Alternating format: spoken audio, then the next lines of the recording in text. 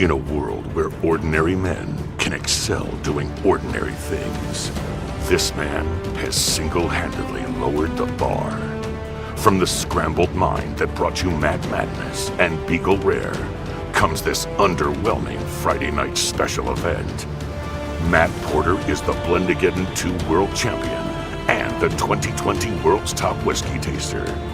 Ladies and gentlemen, raise your glass and shake your ass for ADHD Whiskey Live.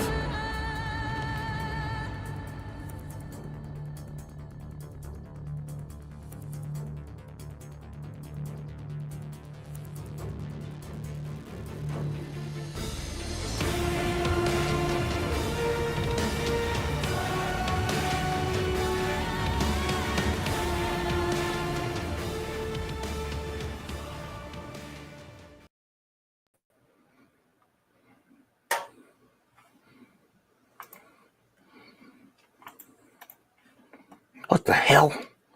Why can't I see myself? What is going on here? Oh, I'm tiny. I'm an itty bitty little square. How did that happen?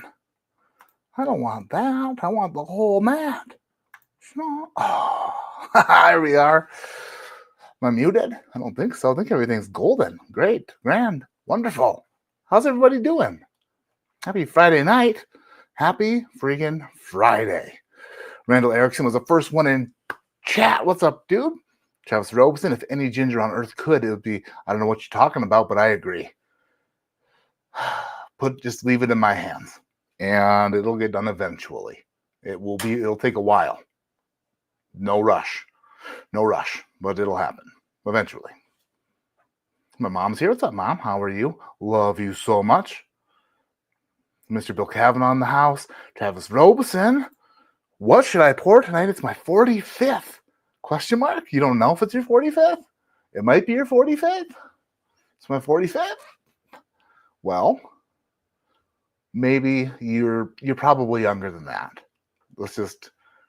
45 is the new 11. So don't drink anything.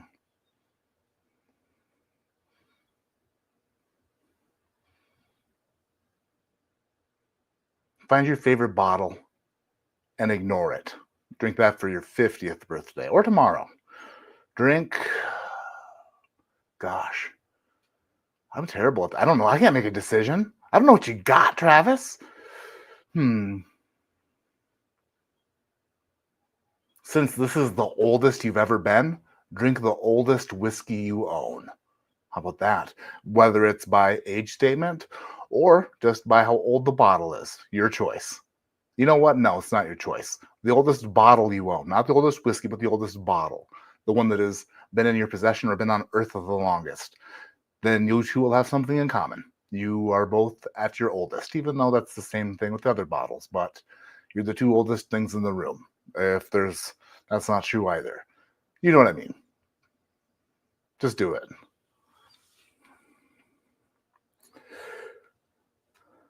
Tony Bag of Donuts is here. What's up, Tony? How you doing? Riggin, Tony. Wendy Miller is here. Who else? Kyle Reed is in the stream. What's happening, Kyle? I'm gonna have to fill up a glass with the ADHD Nashville pick for this once I finish my glass of Evernorth. It's a good pick. The Nashville Barrel Company stuff is delicious. Jeffrey Wack, how's it going? I was supposed to be on Hello Again Whiskey Friends on Wednesday, but Portsky had a little issue. I've been sick since basically last, Sunday-ish. My 9-year-old was sick, and weirdly enough, my 7-year-old didn't get sick. My wife didn't get sick, but I was right there with her. And it just pretty much cleared up for the most part yesterday, and today, feeling much better. But for a couple days, I was so clogged up that I couldn't unclog myself. And I'm still feeling pretty tired and not great. But my senses are clear, and I feel good. But sorry, Jeff. I don't like to have to cancel. But we will reschedule. We'll make it better and greater on a different date. Caleb Clement is here. That's a nice name. I thought this was a fishing YouTube channel. Yeah, me too. I thought it was at first. Little Barry here. What's up, Barry Badraneth is here. Jason Colby's in the house. What's up, Jason? I received an email from you that I will respond to tonight. You know what? Maybe it's something I can respond to right now. Maybe we'll do this today. Let's see.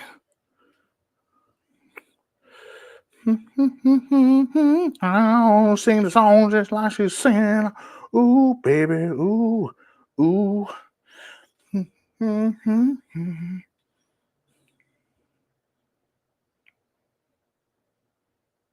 Ooh, yes. I can send you a list. Even though it's not completed yet, but I will send you a list of all the Jason Colby is a musical genius and will be making lots of music for Matt Madness apparently, which is phenomenal. I love you, Jason. Yes, I will email you back. I appreciate that. And pumped for Matt Madness. Coming soon. Been saying that for a year. But this time I mean it. I meant it last time too, but it just didn't happen. This time I mean it and it will happen. So there's that. John Cena's in the chat? No. Abe Rod is just saying John Cena. Damn it. John Cena looking weird, by the way. Right? Big ears. Great big ears. Like, he's not so much looking old. He's just looking weird. He's got like 95-year-old man ears. Phenomenal shape, though. I mean, great shape. He just looks strange to me. I don't know. I probably would look stranger to him. Like, you know, he'd probably make fun of something on my body. Maybe a few things that are bigger than they should be. Cheech is here. What's up, Cheech? Scott Van Canal is here. Talk about a while. Mouth getting dry. Waiting on that Slippin' Jimmy bottle. Scott, yes. You said blow up the channel. Just getting a friendly reminder. Nope. I have it right there. It's going out with Travis Ropes and stuff, which I was supposed to send out this week. Got sick. It's in the box. And not only is it Slippin' Jimmy, but it's Slippin' Jimmy 1.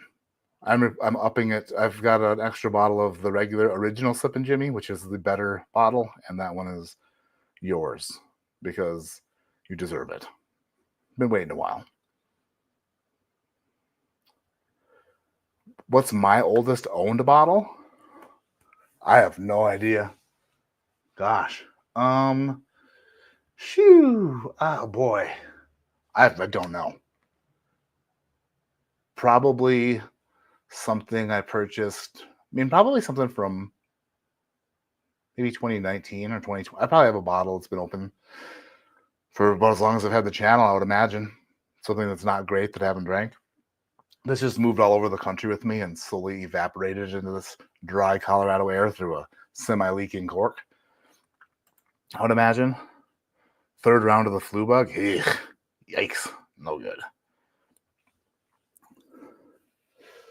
A. Smith Bowman for Devontae. That's awesome. Evernorth single barrel from Nick. I was supposed to get some Evernorth samples, but I don't think Sean likes me anymore. Bourbon Jerk is here. What's up, dude? You friggin' jerk. P House. What? I don't know what that means. But right back at you.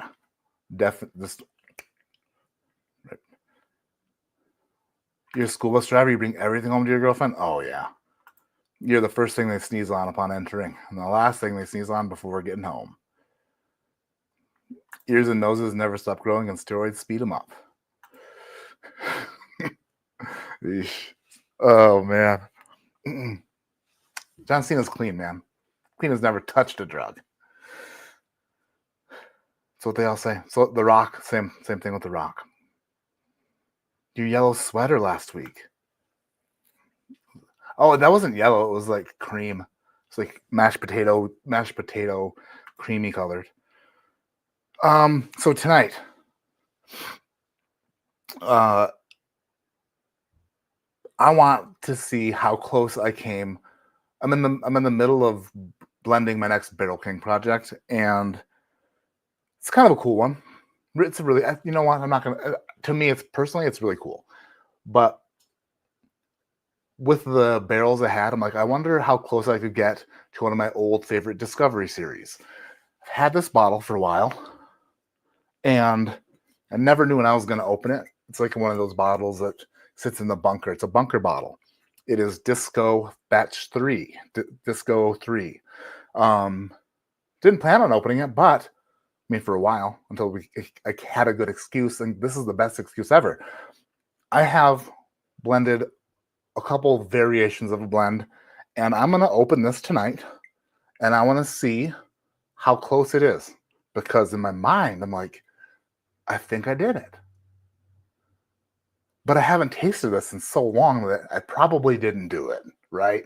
But no better place to find out how wrong I am than live, or potentially, possibly, if the planets align correctly, I'll replace Pluto. Maybe, just maybe, we came close. So that is going to be the final thing we do tonight. No, you know what? It'll be the second thing we do tonight, because I have something I want to taste after that to compare. But let me just tell you, geez, Louise, why all the dramatic anticipation? I also have another project that I've been working on. It's a blended light whiskey, 17-year light whiskey that blended barrels of that together until I came up with a base that I really loved. And then it's been re-oaked, re-barreled. So, sample of that. It's been, geez, how long has it been in the secondary barrel? I guess not too long, but a few months anyway, I think. I would say. Maybe more. I don't know. I have to go back and look. But anyway, I want to my thought process on that was I absolutely adored Old Carter American whiskey. And I want to see how close I can come to that. Because the way I look at blending stuff and making stuff is like, I want to make stuff that I absolutely love. And even if I can't replicate something I've loved in the past, it'd be cool to get close to some of that with things I'm working with. You know what I mean? Like, may not be a complete replica, but I'm all right with a damn good knockoff. You know what I mean? So we'll see if we can do it. Anyway, we're gonna do the Bardstown comparison second. But first, like we always do, blind sample to start.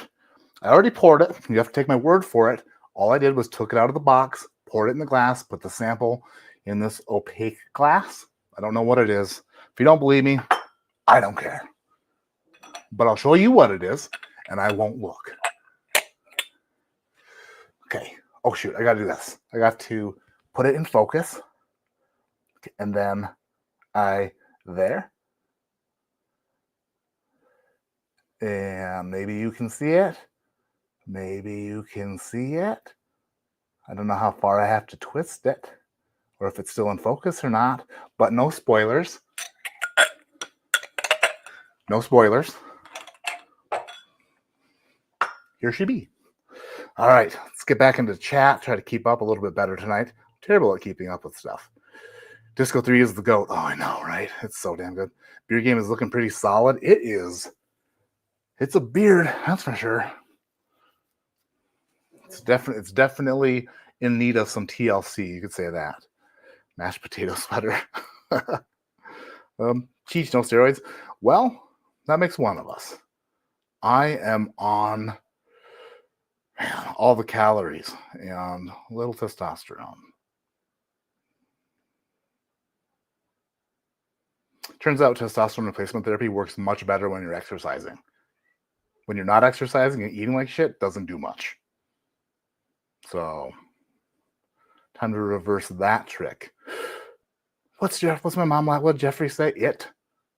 If the new blend tastes like a Monte Cristo sandwich, then you nailed it. Did I say? That was from World's Top Whiskey Taster.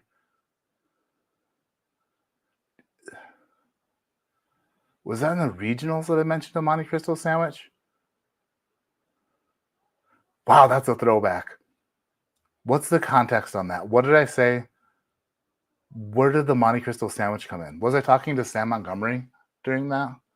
I don't remember. I do remember saying something about a Monte Cristo sandwich, though. Disco 3 is fantastic. I know, right? That's the problem, is once I get into it, I might be like, oh, yeah. All right, I see. But I will say that even if they're not similar, I'm still extremely happy with the way these turned out. I have two blends here. One of them is slightly different than the other, but they're different but the same. I'll explain later. Brad Shinkle, the Mad Matster. I don't know about that. I was talking to Sam. All right. You cracked Sam up midstream with that line, and she blended Disco 3. Right, yeah, she did blend Discovery 3. That is her baby. I forgot about that. Maybe I didn't forget about it. I just didn't recall it quite yet. You know. Huh. This is a blind sample if you're just tuning in. I don't know what this is, but it's a rye. It is maybe a rye. It is very like maple syrupy like. This smells like Canada. This smells like... don't come at me, bro. I know there's some tension between north and less north, okay? Forget about it. All I'm saying is it reminds me of our neighbors up north. Yeah. This smells like a log cabin in the woods, and there is so much flannel and so much breakfast. Almost like a sausage link. You said Monte Cristo sandwich. You know what? I'm pretty sure that you can say anything. You just say something out loud, and then somebody, like, you can pick it up. Does this taste kind of like syrupy? I want a Monte Cristo sandwich now. What's on a Monte Cristo sandwich? Is it French toast with like ham and... Ooh, I should know this. It's like French toast crusts, kind of, with ham and like a Swiss cheese. Something like that. Sounds so good right now. This doesn't smell quite like that, but definitely in the same cabin.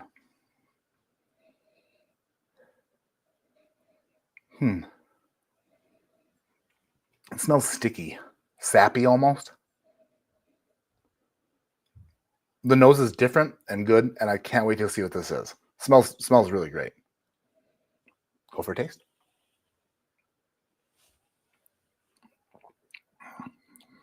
Powdered sugar.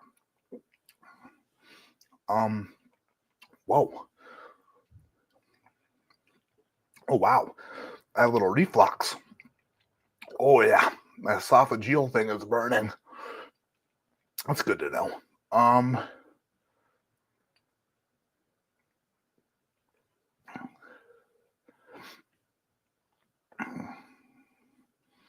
The funny thing about me blending, sidetracking myself, I should talk about this before I talk about something else. Nah, we're good. I'll remember.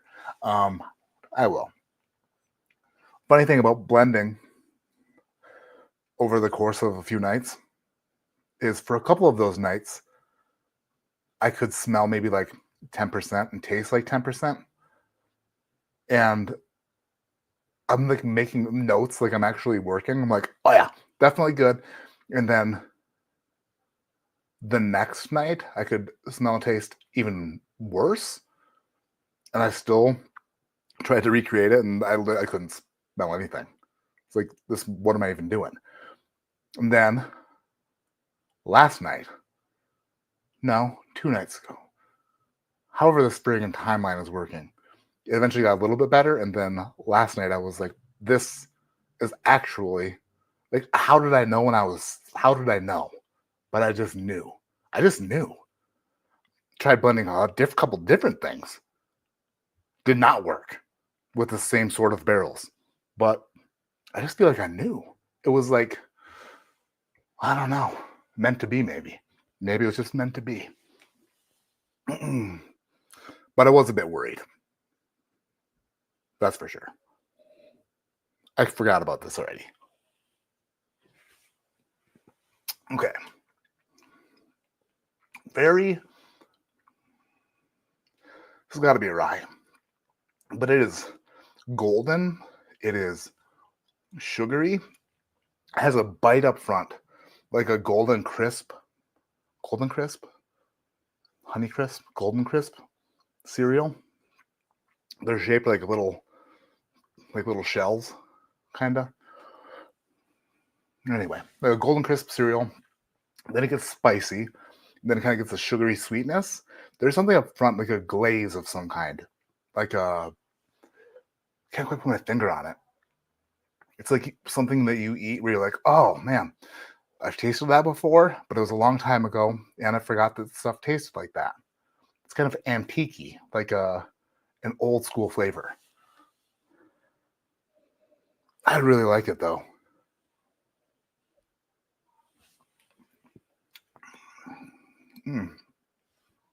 Sharp up front, spiky, and then it just kind of fades and drips down. It's like water repelling off of a rain fly of a tent. If your mouth were the rain fly of the tent. And it's just, like a good rain fly. Or a bad rain fly that's letting it all in. Maybe that's more like it. It leaks and it's dripping in. 3-man tent. Yeah. That is nice. Creamy. Got a little bit of like a butterscotchy thing happening. I like that. Man, that's got to be like... I'm not sure if that's an old rye or just like a different mash bill rye. It's like something crafty or just something finished or unique or just tastes like a high rye. And if it's not a rye, then I'll be surprised. I think this is awesome. Unique. 8.2. 8.2, it's great. It is great. You guys know what it is if you've been here for a minute. I have no idea. Shing. Thomas H. Handy, 2022. That'll do it. Jeez. Oh my gosh. I thought maybe it was going to be something like, that's funny. Thank you, Bill Kavanaugh. This was an oldie. This has been in there a while. Holy shit. Sometimes you don't know. I thought that was going to maybe be like, man, I'd really like to get my hands on one of these if I could. No, that wasn't it. That was definitely not the case. Thank you, Bill Kavanaugh, for sending me that probably 2 years ago. That's been sitting in there for a couple years. That's crazy. Derek, what's up? New member, thank you. Derek, what's up, dude? Ashley Gasser's here. What's up, Ashley? How are you doing? I'm going to be in your neck of the woods in May for a couple Jack Daniels picks. Hopefully everything is going well for you and Derek out there, living it up, the Tennessee dream, as we call it. That's what I call it. Food is better on a submarine. What? Would you rather be trapped in space for longer than expected or on a submarine? Oh, man.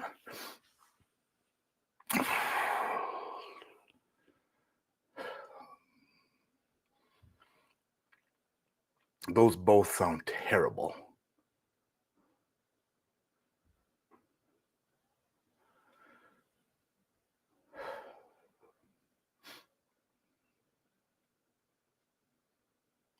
Either way, you're going to be pretty constricted. I would imagine that if you are in space, you're not going to have very much room. If you are in a submarine, then you probably won't have much room either. It might be, depends on the submarine. I mean, you could be in the thing that, the the thing, that thing, which would be miserable. Confined spaces would be bad. I also guess it depends on how much longer than usual we're talking. Confined spaces, there's no view outside of a submarine, just black. If you're in space, maybe you'll see a view of, can you see the sun if you're in space? Like, if you look at the sun, you're like, it's bright. Is that how that works? You might get a view of the Earth, maybe. I don't know.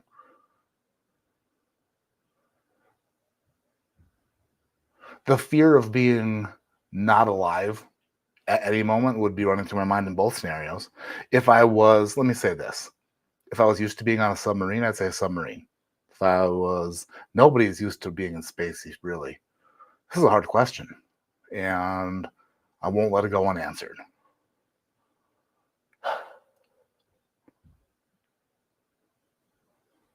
Submarine.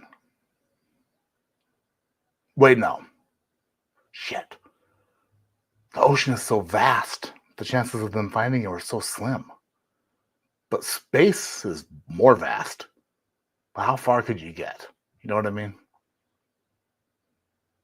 Why don't they just tie strings to spacecraft? Like a winch, Like they blast them off, and it's just like, and then this right back in. I guess the same could go for a submarine. Probably easier if they did that. Never been to space. Only been underwater for probably about 30 seconds at a time.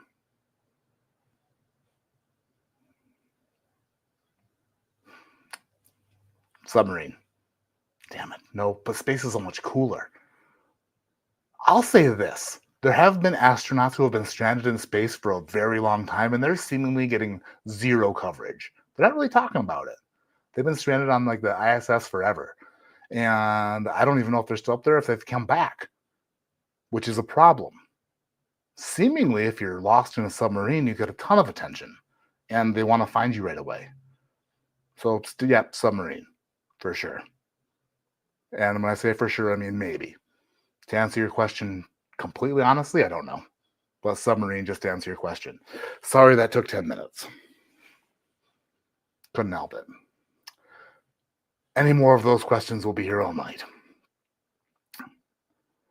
Monte Cristo figured out to a T. Oh shit, I'm way behind. You should buy a decanter and pop it for old time's sake. I almost did. There is one locally. And I did. I can't. I should, but I can't. It's like an old. Is it a Beam? I think it's an old Beam decanter. And it's like the genie bottle. It's awesome. But you know what? We're not going to get into it. I should reach out to the guy and buy it. $75. We should do a video of that. Don't say decant, say decan. Honey Smacks. Those are the ones.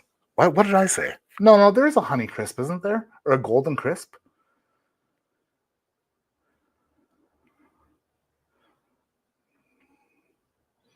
Ashley, cracking the new NBC pick.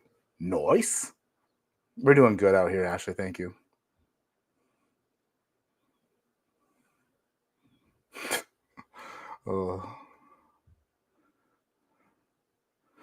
You look for option C? Yeah, that would definitely be circle other or fill in other. In space, you see a sunrise and a sunset roughly over 90 minutes. You orbit the Earth around 15,000 miles an hour. It's pretty fast. Not a submarine for you? No, the submarine sounds very, But I think that after being in a submarine for even a reasonable amount of time, I'd be panicked. Like, maybe I'd just pass out. Your whiskey would float away in space. I'm not sure how much whiskey they'll let you bring in space. Actually, you know what? It's a silly question because they would never put me in space. I'm too heavy. It costs too much. They never ever would even in a million years would do that unless they wanted to see if they could. But I don't think that they're into that kind of, they're not into those type of games. I would burn so much fuel trying to get me into space. I would sink like a rock if I was in a submarine. They'd definitely put me in a submarine.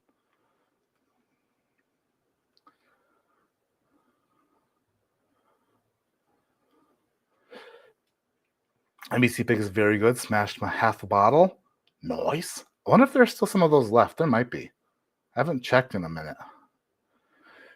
And space gets stuck in the middle of an open area without a way to get back to a wall. You just float for longer than expected. That's true. Orifice. Matt, Barrel King Batch 121. 1.21 gigawatts. 1.21 gigawatts. What was I thinking? Great Scott. Oh.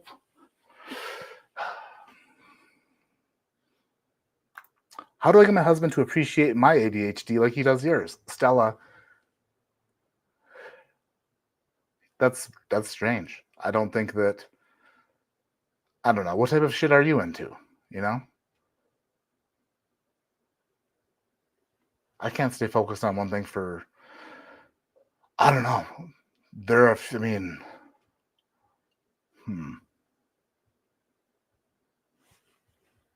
I have no answer. Tell him to knock it off. Tell him to shape up or ship out. You tell him that you've had enough of his shit, okay? And that if he doesn't start appreciating you for what you are any given minute of the day, no matter what you're doing or not doing, what you finished or not finished, and that goes for sentences. Don't interrupt me. I wasn't done talking. Maybe he should look elsewhere. Maybe he should find a giant man with a black shirt and marry him. Or, I don't know. What's his name? This kid. Rance is here. JBONER 668. Still looking for a place to get good. Oh, geez, Louise. Why did I should have stopped with your name, then I continued to read it. Oh, we're only 2 minutes behind. That's not bad. What's the next bowl-a-thon in Bourbon? When's the next bowl-a-thon? Oh, I don't know. We need to do it, though. It needs to happen. Bowling in Bourbon would be phenomenal. All right. Do I want to do... I don't want to burn out my palate. You know what? My palate's golden. It's a palate of gold. We're going to start with this one. I want to do this one before the... I want to save the Discovery for last because it's the one I'm most excited about. And I don't want to, get all my excitement out of the way first. Wait. I don't know.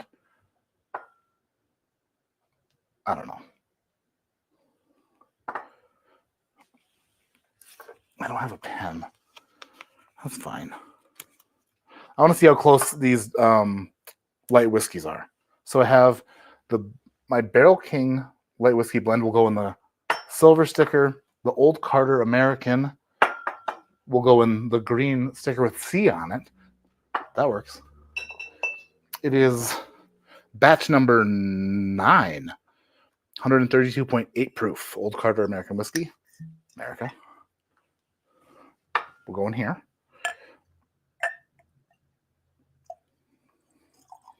I believe that the base whiskey in the Barrel King should be older at 17 years. I don't know how old of light whiskey they were using for their American whiskey at the time.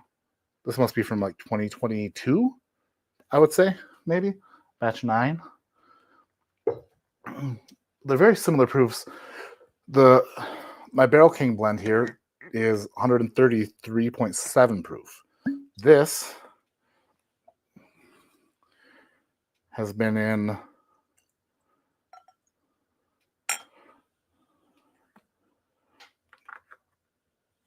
new charred oak barrels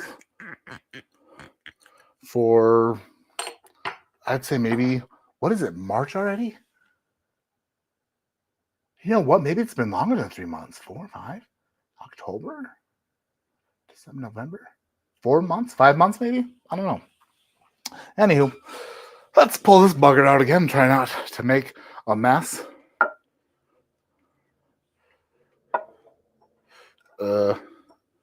Give it the old spinneroo.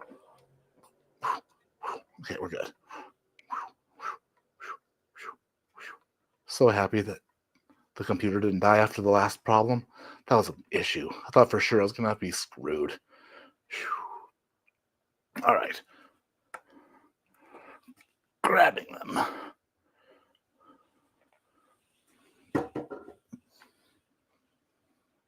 The purpose of putting the light whiskey in the secondary charred barrel, the new charred oak barrel, honestly, was to replicate an old Carter American whiskey. To be totally honest, that's what I wanted to do. I'm like, I would love to try to recreate that.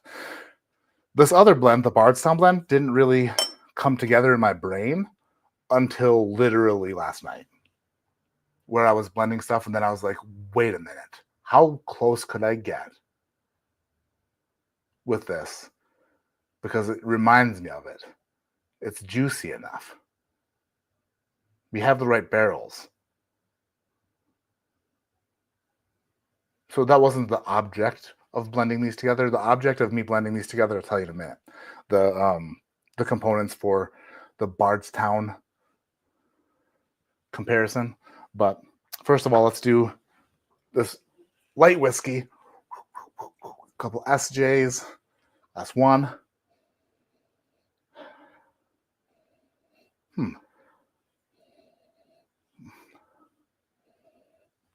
Glass two. What in the world? These should be literally like making my nose, like this should not be so gentle on my nose. What's happening? The first whiskey I smelled was very bold. That rye? Oh, there we go. Well, seemingly this glass is very, very what do you call it? Hush hush whispering. Maybe it's waking up.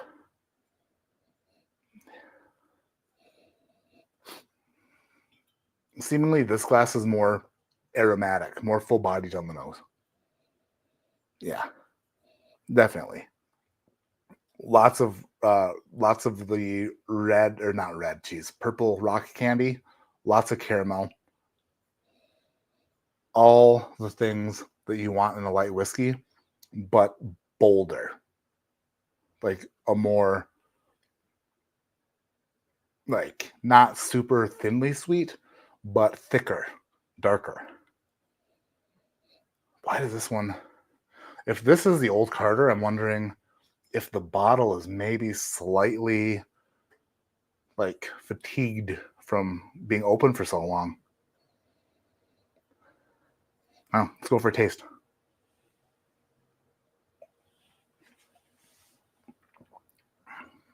That's good. Wait.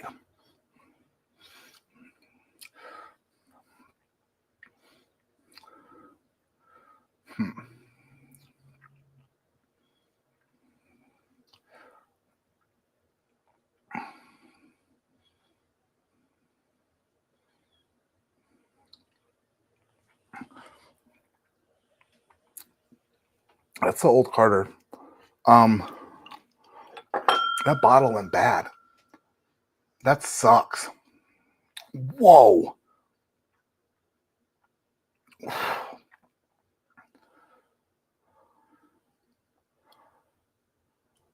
Why? That tastes like a litter box, or like a, whoa. The cork didn't, when I pulled the cork out of it, you didn't hear it pop. It kind of slid out kind of gently. That is absorbed some. That sucks. I looked at the bottom of it, hoping to the Lord above that wasn't anything that I had anything to do with. That, whoa. That stinks.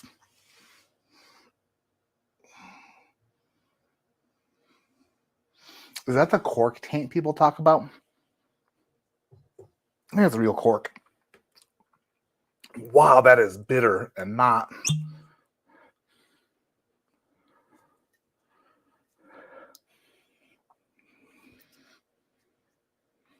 That is a bummer. That bottle's wrecked. Well, I can. No, you know what? No matter what this tastes like, it tastes better than Old Carter American Batch 9. This one, anyway. I almost sent this to Outlaw for that flight we did. That would have been funny because this is bad now. How did that go so rotten? Man. Let's try the Barrel King. Let's try the Matt Porter blended double oaked version. Oh, that's really good. Way better than that. Damn, I wish that would have been a fair comparison.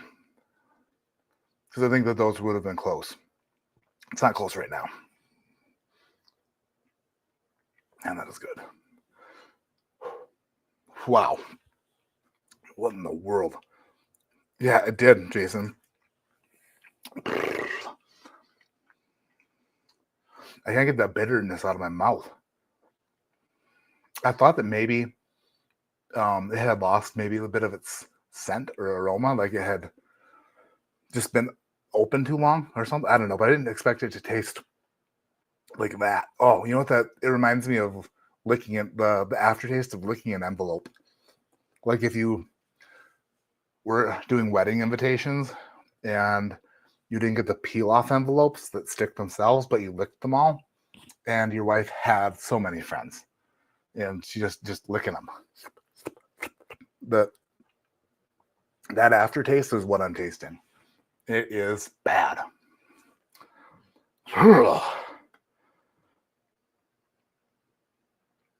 Bowling and bourbon while you're in Tennessee for JD pick?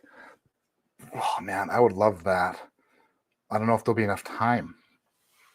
We're doing some fishing while we're there. Outlaw and Lake Fork guy are joining me on the barrel pick.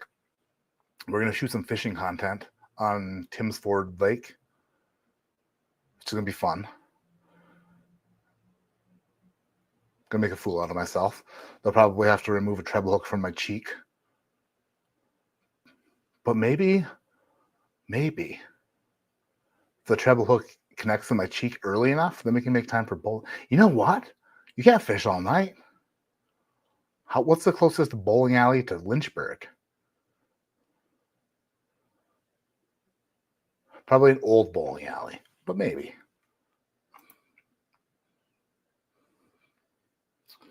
Why do light whiskeys tend to be higher proof? Because they're distilled at a higher proof. They're put into a barrel at a higher proof. They don't have the same limitations as bourbon, so they can go into a barrel at a higher proof. Oh, there, boom. Joe, the sample guy, answered it right after I did, like 10 minutes before. That's funny. Oh, you've got an Old Carter 4? Old Carter 4 is the GOAT. Old Carter 4 is the GOAT. The GOAT, greatest of all time. It is the Old Carter American Whiskey. That was my 2020 Whiskey of the Year. Old Carter American number 4. Yeah, actually, if you have, I'll say this right now. If you have an opened bottle of Old Carter American Whiskey that is, more than a year old, go make sure that it's all right. I do have it's so dry here that I feel like there might be this issue on more than before I send that Madness samples. I should probably taste everything. It's so dry here. I feel like the corks dry out more or faster and shrink and then let air in. If that's not true, then that's just me trying to be smart. Oxidation. Yeah. That'd make more sense, actually.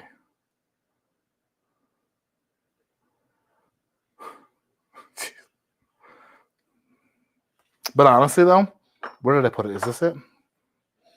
Yeah. That's like some people love light whiskey, some people hate light whiskey. I don't know if there's like an in between where someone's like, you know what, I don't mind it. because it's so in your face. It's so candy sweet and so high proof. I loved it, and I kind of fell out of love with it. And now I'm like back into the camp of rediscovering it. And as I'm working with it, I'm finding out that it doesn't all need to be like sharp and jagged. It can be a soft 17-year-old 130 proof light whiskey. It doesn't need to be brash and sharp and like jagged. And that's typically what I go for when I'm blending things, is I try to make things evened out, smooth. Like you're using, I don't know, like a 4,000 grit sandpaper on a bowling ball.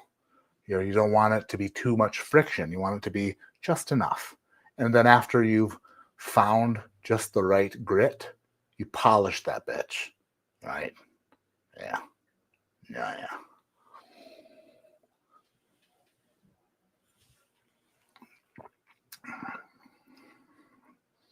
I'm proud of that. That could be bottled anytime. The question is always this: how long do you let it sit in the barrel? Like how much double barreling does it need? Actually, shit, do I? Could I? Might I possibly?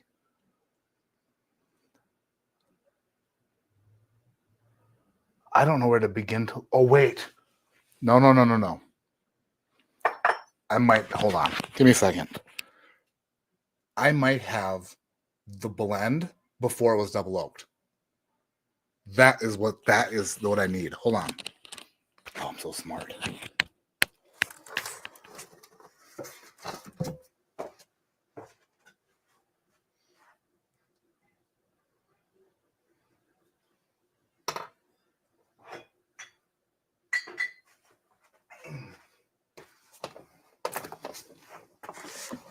Okay. Oh. This is why I suck. And one of the many things I don't like about myself. I said in my head, I don't know where to even begin looking for that blend, because I always keep some of the original blend before I send the blend off to the Barrel King team for them to blend it. I like to blend it myself to have enough to taste that blend versus the blend that I blended at home to compare, right? To make sure that we're on the same page, that things are working out the right way. I do that with everything. So I know I did that with the American whiskey, with the light whiskey. And I thought to myself, I don't know where to begin looking for it. And then immediately, light bulb went off. Ding. It's on the mini fridge. So I go to the mini fridge and I find it. I think because there ain't nothing written on the bottle at all. So this is either that or something different. There we go. Let's see. We need a clean Glen. That'll work. If this is light whiskey, then I know what it is. If this is not light whiskey, then what on earth do I have here?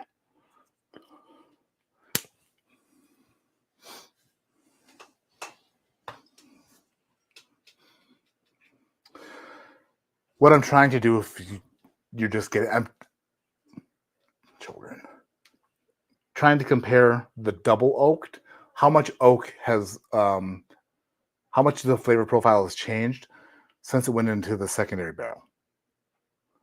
That's what I want to compare, obviously. Oh, there it is. Whoa.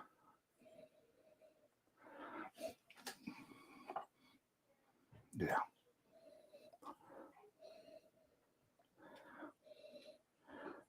It's significant. The nose on this is brighter than the original blend. I know that's what this is because that's what I thought it was. And it was in a bottle that I would have put it in. Let me taste it.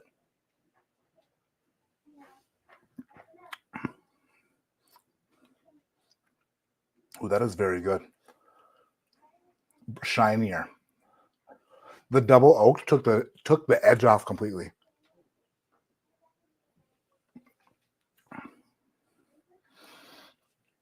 That is awesome. That is exactly what that is. Oh my gosh. I hope that Jared and company at Barrel King have some of the original before the double so they can compare, because that's what I'm doing. The prior to being, the funny thing is this too, and I'm sorry for being the way I am, and it's probably hard to listen to. I get it, but there are 157 of you here, and I love each and every one of you. What was I saying? Oh, when I blended the original blend, the goal was to make something less brash, less aggressive, and sharp, and like it kind of took the edge off. All the sharp corners, like at the bowling ball thing, and I accomplished that. This was the sandpaper. This is the polish. That's super cool.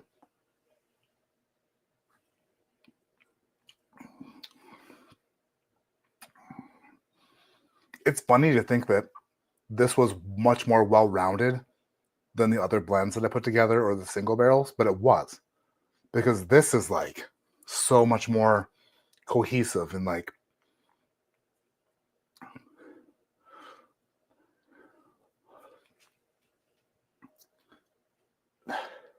it's like if the original one, it's like the original one melted and just created like, never mind. I realize when it's hard to listen to, and that's where we're at. So the double oaking works. How much longer do we leave it in those barrels? Great question.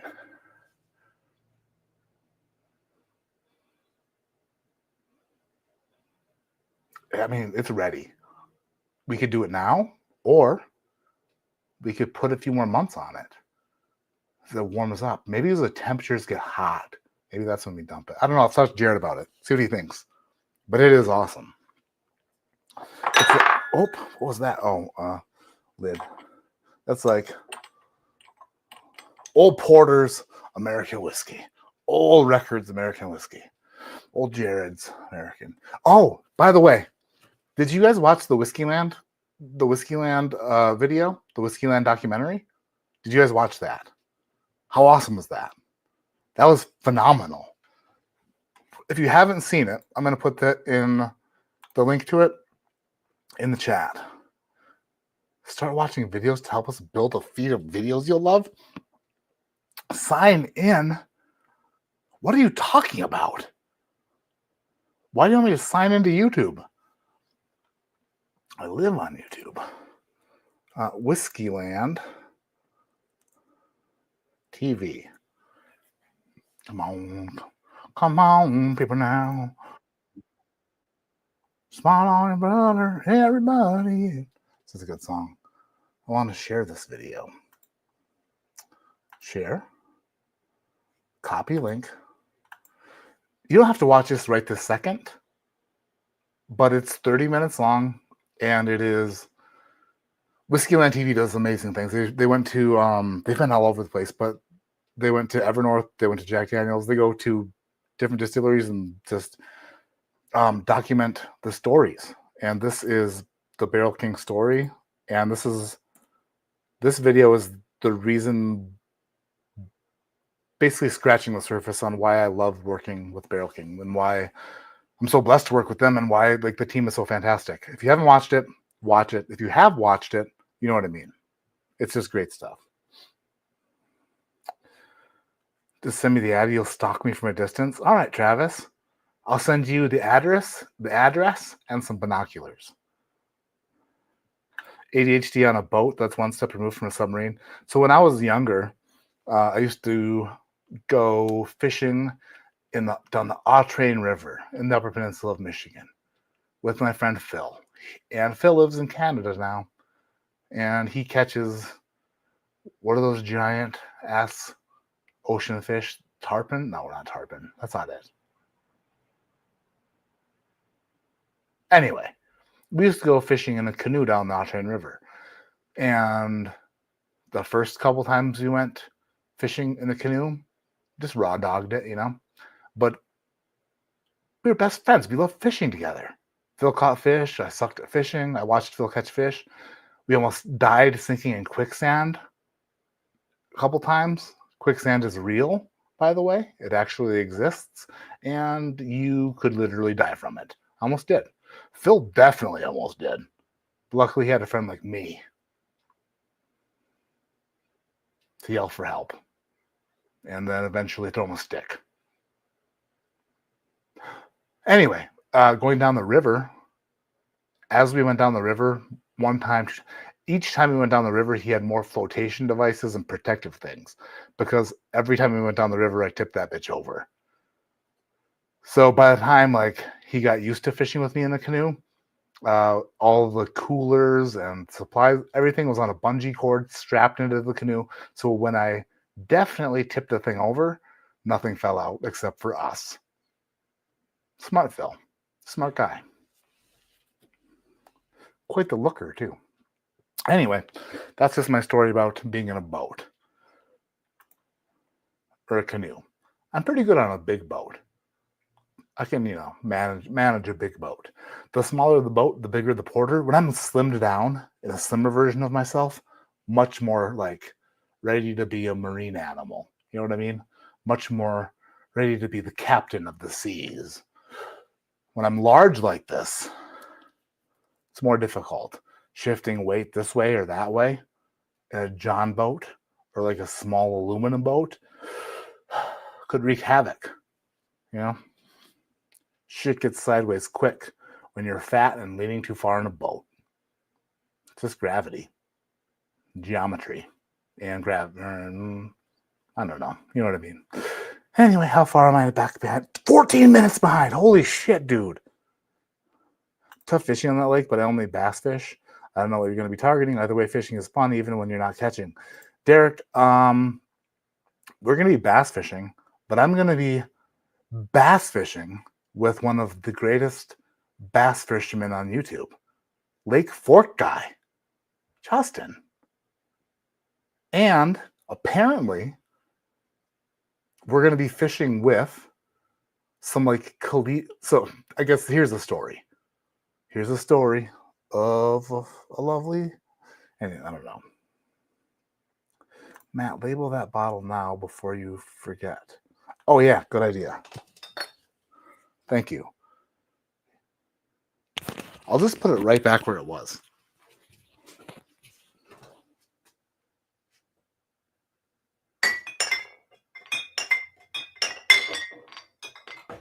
There. I didn't label it, but I put it back right where it was. Thank you for telling me to do that. That's super smart. Anyway, so I met Outlaw, who I've watched for years. And apparently Justin loves whiskey too. And I was like, didn't Justin want to go on the barrel pick with us? Because Outlaw wanted to. And he's like, I can ask. And he was down. Then I was like, well, if we stay by the lake, do you think he'd want to go fishing? Long story short, because I'm 10 minutes behind the chat. I guess there are some college fishermen there that have some boats that are excited to bring us out and find some fish. And they're in college, so they're super smart. So we have a Guggen Squad member, Outlaw, college fisherman, me, and Alves. What could go wrong?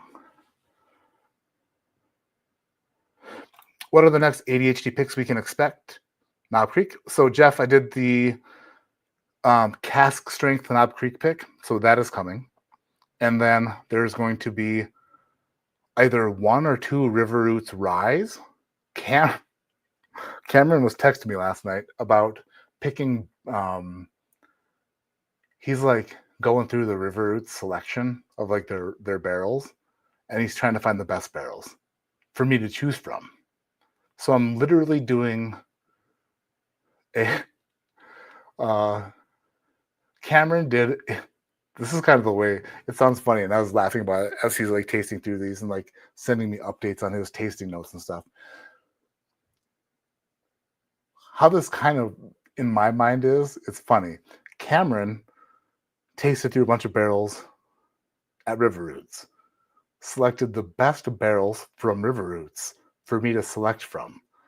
So it's like a double barrel pick. Like a can it's almost like our very first collaboration pick, which maybe we should do that as a collaboration pick. I didn't even talk to him about that, but that's a good idea. Thanks for bringing it up. He chose barrels that I'm going to pick from. So it's like a double pick. It's like a pick on top of a pick. It's like a drums and drams pick of a River Roots pick. So there are either 1 or 2 barrels of River Roots rye, then the Jack Daniels barrel strength Tennessee whiskey and barrel strength rye. Those will be picked, and that'll be between me, Lake Fork Eye, and Outlaw. We're going to be picking those, and Alves, but whatever, Alves. Love you, Ryan. And then I have some Evernorth samples that are en route. Apparently, they should be. If they're not en route, they should be here very soon. So I would imagine the first thing to come out will be the Evernorth, then River Roots, then Knob Creek, and then the Jack Daniels. But between then and now, or now and then, there'll be more things added. But exciting stuff coming, for sure. Pumped about it.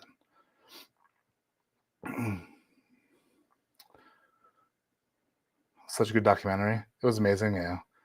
Waterproof the keyboard. How do you waterproof a keyboard? Great show. I couldn't be there, Jason.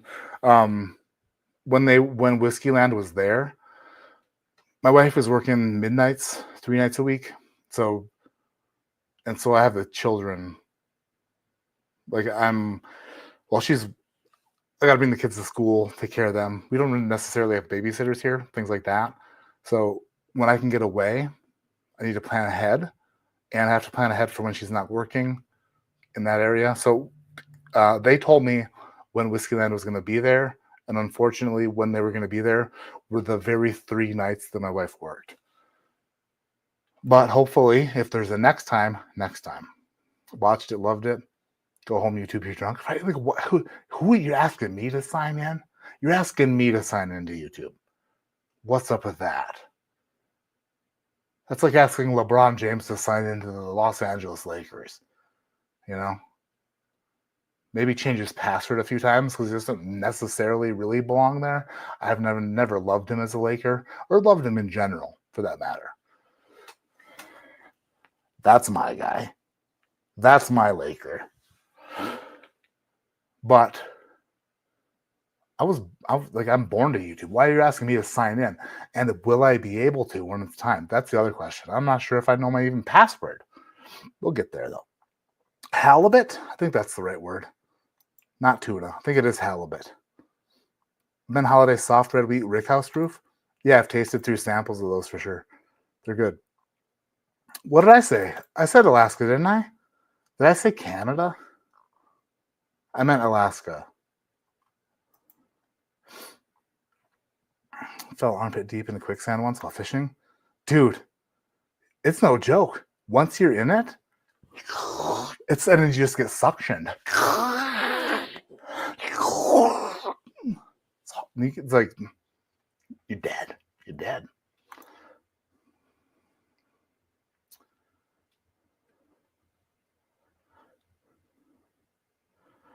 Gonna need a bigger boat. That's right. You should drink some 2009 GTS before you try and hit camps. Dude, that's funny, Jason. Oh, man. He is funny for doing that, right? Also, there will be picks this year. For the last 2 years was a Nulu single barrel for Matt Madness. This year will be a single barrel plus, a Sib Plus from Barrel King. It's going to be something that I put together thoughtfully for the Matt Madness bottle. So that'll be the single barrel for Matt Madness this year, the Matt Madness branded single barrel. Any insight on Stoli Group? Oh, I have no idea. That's Grouper? Maybe Grouper. Kobe never has to sign in. Boom roasted. Is that a joke because he's dad, or a joke because he never checked out? There was before he got injured, before Kobe got injured with his Achilles, he played at and not super old. He's not like LeBron old when he did it, but he also didn't.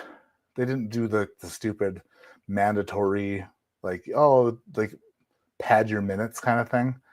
There was a series of games, can't remember how many games, where he played the entire game, every game.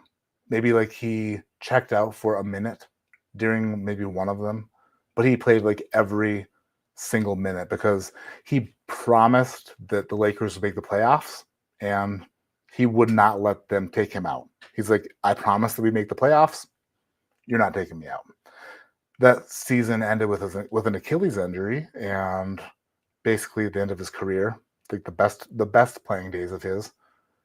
But they made the playoffs, so he did it. LeBron's password would definitely be Mamba. Didn't think about the boom roasted being so. Hey, Ari Shafir, settle down. That's a joke about Ari Shafir joking about it. Anyway, let's do this. Danny Noble, ask any question you'd love. Any question you'd like. There's no dumb questions. Only questions or answers from dumb people like me. Let's do this. I have my 2 blends poured already. They're sitting there. This is Discovery 3. I want to know how close I got to Discovery 3 with my blend. The 2 blends I have are this. One of them is absolutely, in my mind, it's funny, like when you blend, when you do things, it's hard to give yourself a pat on the back. But honestly, when I tasted one of these, I said, holy shit. I was like, wow, I wish that I was being recorded when I tasted it for the first time, genuinely, because I was so like, what the hell is that? Unfortunately, that is only a 3-barrel blend, so it doesn't yield a lot of bottles. So I tried to use another 9-year to blend in with the other 9-year barrel, which was the majority of the blend. So I tried to blend in 2 9-years to make up for to make the blend bigger. Now, only one of the 9-year barrels that I had a sample of that I was able to work with worked. The others did not at all. But I think I came very close with this second barrel with different ratios of them to make the blend bigger. So I blended the original, which I said holy shit to, the one that stretched it, which may or may not be as amazing. That's why it's blind. And then we're going to compare it to Disco 3. Oh, man. This is going to be a heavy cork. This is the heavy cork days. Oh, it's so thick and so tight. So tight. Oh, here it is. America.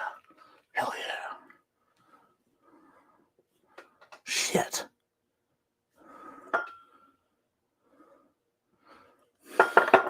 I'm so dumb. Hold on. Very heavy, by the way. You could kill a person with this right in their face. Remember the glass that I used for the old Carter that was labeled C? It wasn't labeled C for no reason or labeled C for old Carter. No, it was labeled C because I already had 2 blends, A and B, and then Discovery 3 was going to go in C. How I did not remember that? Very good question. So, here's a clean Glen. We're going to relabel this one. Shit, I don't have a pen. This is the worst. Man, get your shit together.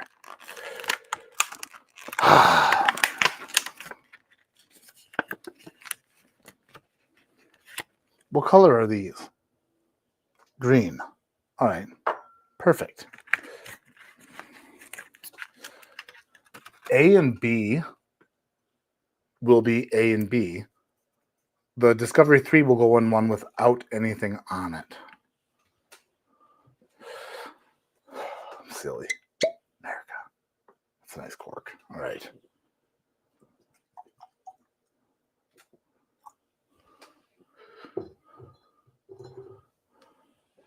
Is that the right amount?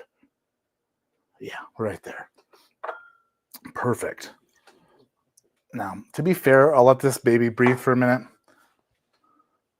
I just cracked it open. I don't want to like taste it right after it opened it. So I'm going to let it breathe for a minute. And while I do that, I want to taste this. When Outlaw was on the channel, I sent him a sample of the rye blend that we were working on at his house. And the rye blend was something that we're going to finish in port barrels as like, because he loves midwinterized dram so much. I was like, let's make our own.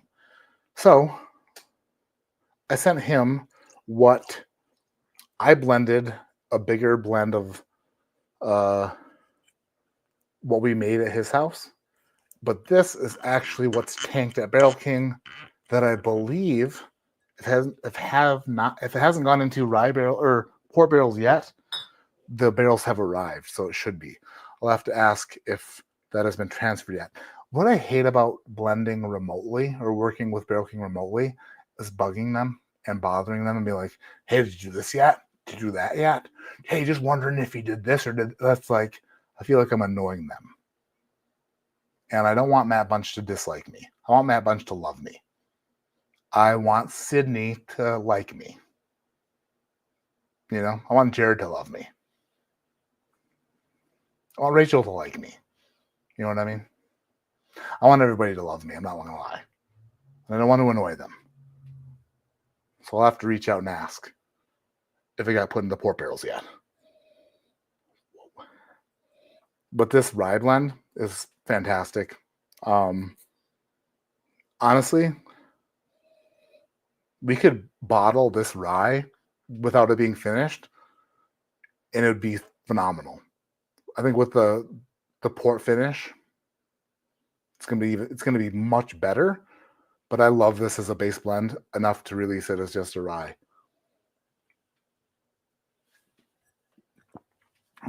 Sorry for stalling, but I realized, whoa. Yeah, I'm happy with that. A good rye smacks you right. Just gets you like, puts you in your place. And it's like, listen, you've been a bad boy. And you're like, yeah. And that's what that does. That is so good. Me and Outlaw put that together. That's amazing. That dude's got a palate. For a guy who tastes for a living before, he was like a dip sommelier. He'd like chew and then like pick flavors out of tobacco, which sounds ridiculous, but I'm guessing that tasting whiskey sounds ridiculous to other people.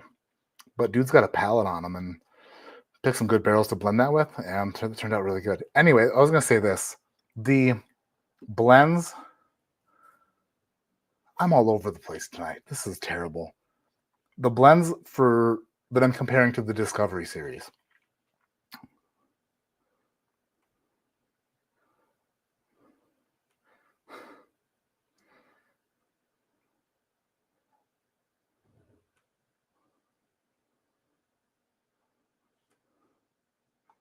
How far behind am I? The Matt Bunch, yeah. I don't know how I got. Damn it. Oh, there it is. I know where I'm at now. Danny Noble, can I ask a dumb question? I'm 45 days into discovering Barrel King. I see your name everywhere. Please tell me how you fit in the puzzle. So I'm intrigued, excited to learn more, and slightly turned on. I mean, what? So I am the chief tasting officer and master blender. Which, do I deserve the title master blender? Yeah. No. So remotely, I get sent a ton of barrel samples that I blend, and I work with a lot of things to build bases. So I build bases for other products, like the light whiskey base, this rye whiskey base, um, the 11-year King Me bottle, the KM1 bottle, was an 11-year blend that I blended that was not only used for the King Me bottle, but was used as a fixer for other projects. So when things needed a 11-year top off, we used the King Me 1 blend to top some things off, to fix some things, as like the finisher on some stuff. And then there are some like other projects that I work on. Batch 85 was Wheatish Fish. That was a 7-year MGP wheated blend that I did. Batch 81 was my first blend for Barrel King. And then we're moving forward, just doing different things, different blends. So I blend with them, I blend for them, I taste all their offerings, I let them know what I think. And I don't know, it's just a really cool opportunity to work with an awesome group of people, to blend and taste their whiskeys. And I don't know, it's an evolving thing. I don't necessarily have my hand in everything that they're making as far as like the process of them putting it together, but they do value my input on the how I feel about how they taste. Like if things need to be changed, if things need to be altered, if I think that things need to go one way or another, they need like my feedback. They want my feedback. That's what I'm here for. But it's a lot of me wanting and doing super cool shit. Wanting to do and doing super cool shit with them. That's kind of where we're at. Like I said, right now, I'm working on 3 or 4 separate things. There's a double oaked light whiskey blend that I blended that's being double oaked. It's in a secondary barrel. There's a rye whiskey blend that is going to be port finished that I blended with Outlaw. There is this Bardstown Bourbon Company Discovery Series 3, hopefully replica or similar experience that I'm working on. There's an apple brandy finished Sib Plus. Remember the Sib Pluses that we did? They were 11-year-old barrels with like a gallon of 9-year added to them. That's what Candyland and Cherry Quicksand, my barrel picks of those were Sib Pluses. I have one of those being finished in an apple brandy barrel. So it's like a bunch of different projects all happening at the same time. And they just kind of get shelved, like aging, put out, like they're all going to come together into their own unique things. That's kind of where we're at. Super long answer to your question, but I blend for them, I taste for them, and I'm here for them forever.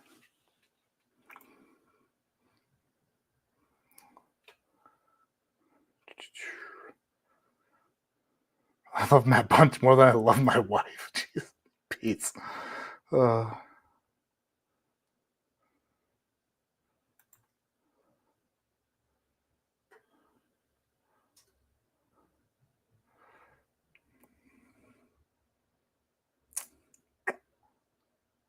Early strength training in the morning, but you want to pour before bed. I'll hate myself tomorrow. Oh well.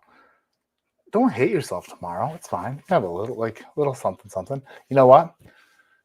If you have yourself a pour tonight, a pour with an E. I'm wondering if you're from somewhere that doesn't spell pour. Are you from? I don't know. Pour with an E makes me feel like you're French for some reason, even though your name is Phillips. If you have a pour, just extra hydrate before bed. Will you wake up in the middle of the night having to pee? Yeah, probably twice. But you'll know each and every time you wake up having to pee that you are hydrated, super hydrated, you know? Put a scoop of protein powder in it. Never hurt anything. You know, King Kentucky, 2 ounces with like a scoop of Nutter butter ghost protein, probably really good. Probably tastes like really thick Jim Beam with chunks of cookie. All right, let's do this. Let's get down to the business of getting down. We have 2 Barrel King blends. Oh, I didn't tell you what they are. Shit, that's what I was gonna do. Well, I'll let them breathe too. Where's my put my thing at? My spinner. Here it is. All right. So what I had to work with, and this is why I originally did this. My original thought process for this next Barrel King blend, and the honest truth. Whoa, I almost friggin' did it already. I almost spilled them. I'm working with 7-year turkey, 9-year, 21% MGP, and 11-year, 36% MGP. I specifically asked for those barrels for a reason, and I'll tell you the reason after I give these things a good old SJ, good old spin job.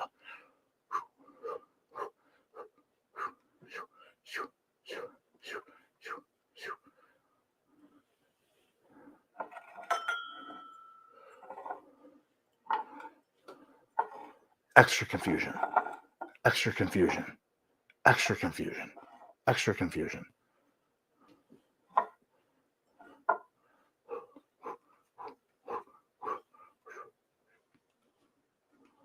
All right. No idea which is which. Put this one there. Put this one there. Put this one there. I asked for 9, 11, and 7-year distillate because my wife and I got married in 2013. So the 11-year barrels were distilled in 2013. I asked for 7-year turkey because these turkey barrels were distilled in 2017, which was the year my youngest daughter was born, and the 9-year MGP distilled in 2015 was distilled in the year that my oldest daughter was born. So probably the only chance I'll ever get to make a blend of distillate that was basically whiskey produced in the year that I got married to the love of my life, the year we had our oldest daughter, and the year we had our youngest daughter. So 11-year, 9-year, and 7-year distillate. That was the reason why I wanted to blend with these, just so I could have a blend of it's like a porter family blend. Thinking about it later, I was like, oh, this could actually make something that distinctly tastes like the old Discovery Series bottles.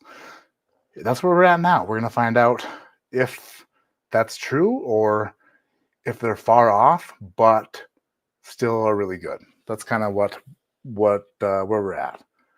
I almost shed a tear there talking about it. I've never said it out loud before, but it's a super cool shit, Weird.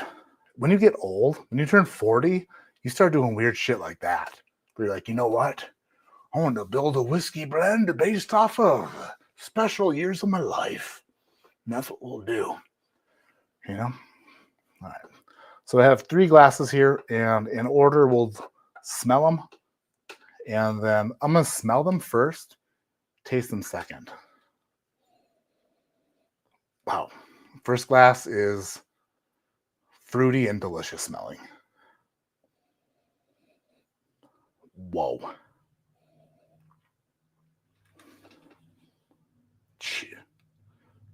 How's that song? Sorry, burp. I'm sorry. How's that song go?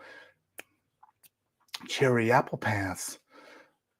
Cherry pineapple or cherry apple pineapple apple pants. I can't remember. That's what it reminds me of. Cherry and apple. And sweet and delicious. Huh. That smells nice. It's light. It's light. It's fluffy. It's almost like a cotton candy. like an apple cherry cotton candy, like 110 to 120 proof cherry apple cotton candy. So the blends that I made, that smells really good. So the blends were, I'll give you a ratio or like a kind of like a percentage thing that I was working with. A percentage thing that I was working with. Where am I at? It's bowling ball stuff. That's not it. Here it is. So the one I really, really loved. That's definitely not it. Here it is. Actually, both blends are the same ratios, but I'll explain. The blends that I made were 59% 9-year, 21% MGP bourbon, 22% 7-year wild turkey, and 19% 11-year 36% MGP. Both of the blends that I made for this comparison were the same, except for this. One of the blends had 2 different 9-year barrels, and one of the blends just uses 1 9-year barrel. The one that uses 2 9-year barrels was 33% of the blend is 1 barrel, 26% of the blend is the other barrel, and then 22% turkey, 19% 11-year. By the way, Claude AI, like the AI Claude website, is extremely smart and helpful, because I knew the weight of the barrels and I was trying to find out how much whiskey was in a barrel based off of its weight and its age. Claude knows everything. Claude was like, "No problem, dude. I'll give you an answer in 6 seconds or less." Claude AI, if you're looking for a good AI thing where you can just ask them questions and they give you extremely great answers, Claude, my friend Claude. Bardstown, and I didn't even look at this before doing this, so the only thing that I noticed when I picked up the bottle was the proof, and it's 110 proof. The barrels I used for the blends, the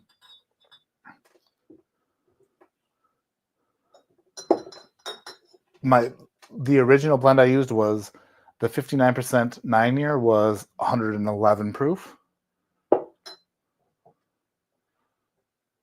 So 59% of the blend was 111 proof, 9-year. 22% of the blend was 121.4 proof, wild turkey. And then 19% of the blend was 105 proof, 11-year MGP. So I think the Barrel King blend might come out to be slightly higher than the Discovery 3, but not by much. Maybe a little tiny bit.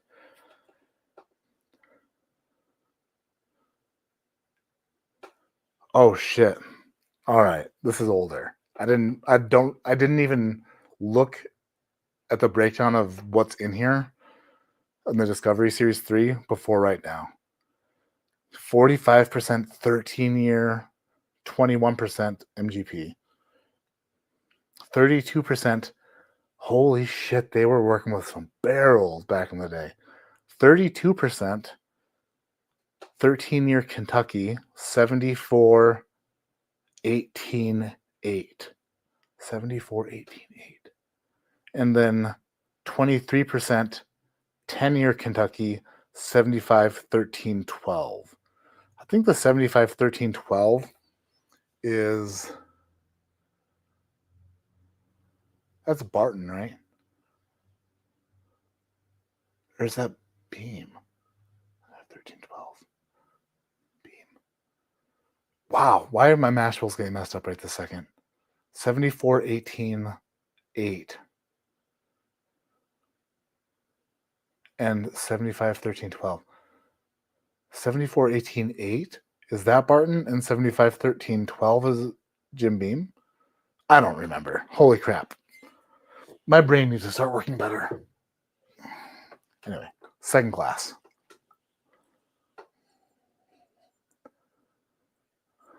You having a heck of a time following the stream tonight? Yeah. No, it's not you, it's me. It's definitely me. Okay, second glass. Ooh. Like a fruit cup, like a cherry and peach fruit cup. Wow. It smells really nice. It's bulging with fruity notes and sweet notes. A little bit of boldness on the back end. Let me compare it to the first glass.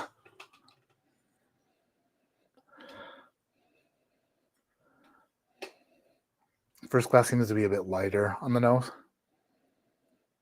Still nice. Second glass a bit bolder. That's a good sign, because shit, actually it's not. Not till I smell the third glass. I was gonna say one of those has to be the Discovery series, but that's not true. This could be the Discovery series. Okay.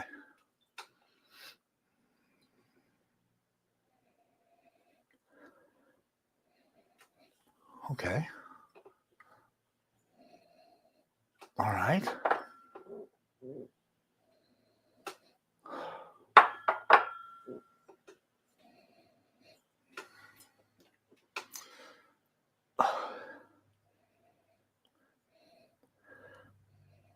The third glass seems to be the most lightly. It has the least amount of aroma. It's not bad. There's a bit of a cardboard note there. I know that a lot of Barrel King lovers love a good cardboard note, but I do smell a nice little cardboard there. Interestingly enough, none of these glasses are like smell much better than the other or much different. Like,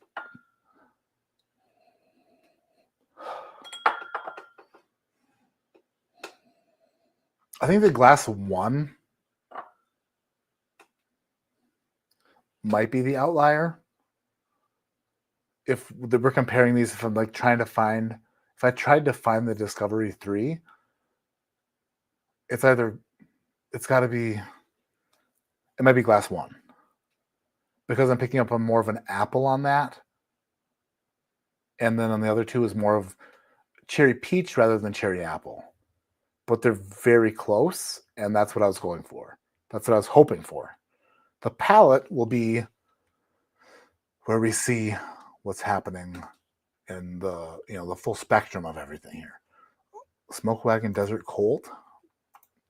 Is that what you're drinking? Pot pie? Pot pie?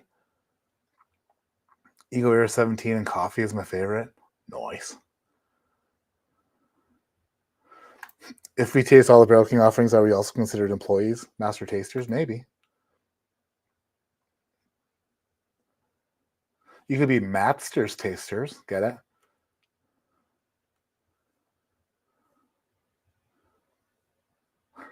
Hey, Noble. That's amazing. Sounds amazing. And I'm finally to meet you. Happy to finally meet you. It's just fantastic. I'm so happy I found it. I'm happy you found it too. I love it too. The funny thing is, with these blends that I did with the 2 MGP mash bills of different ages and the turkey, using different barrels did not yield the same result. Using different barrels yielded a completely different result. The turkey barrels tasted relatively similar, the ones that I had, but blended differently. Also the case with the 11-year and one of the 9-year barrels. When you put them together, even if they're in the same ratios, they did not come even close to being the same result. But when you find the right barrels that somehow like chemically bond to each other in the best possible way, I don't know if that's what happens, but I'm guessing they do something either chemically or magically when it's the right things in the right proportions just work. When things that are very similar don't. I don't understand it. I can't pretend to understand it, but it's the truth. That's the way it works. And when you find the things that work, you can go from thinking that there's no possible way that proportions of these barrels will work together into something that I enjoy, to saying, holy shit, I can't believe that what I'm tasting came from these so quickly. It'd blow your mind. And that's not necessarily what happened here, because I was always kind of like optimistic that something would work. But it's to the extreme, I rock a mic like a vandal. Light up the stage, you watch it jump like a candle. That's Vanilla Ice. To the extreme that this worked blew my mind. Like, it went from to holy shit. And I'm pumped to find out if we're even close here. But I think that based off the nose, we're close. Man, glass one smells good.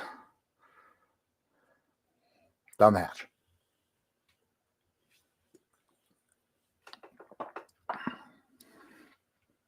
Oh, wow.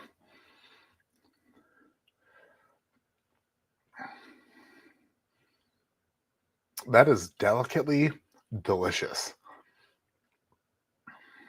That is sweet.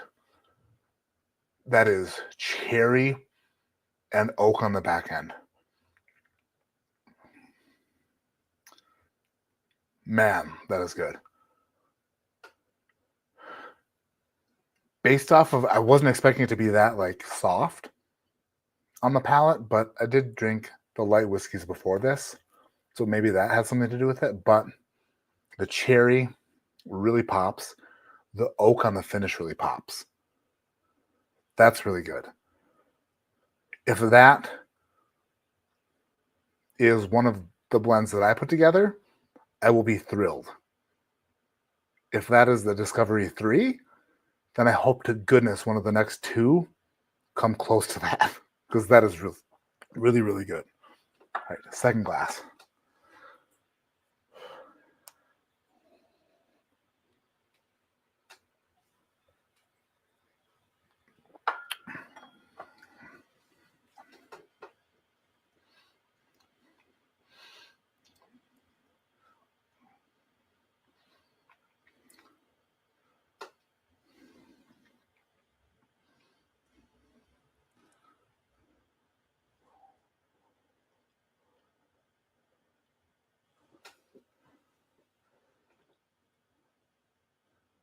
That felt like I drank the same thing without the oak finish.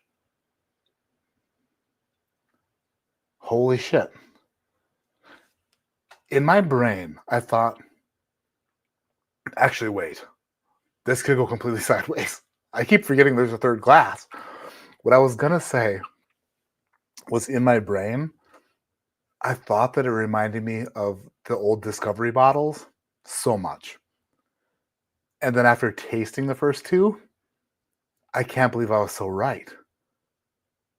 But there's a possibility that Discovery's in the third glass, which might blow my theory to shit.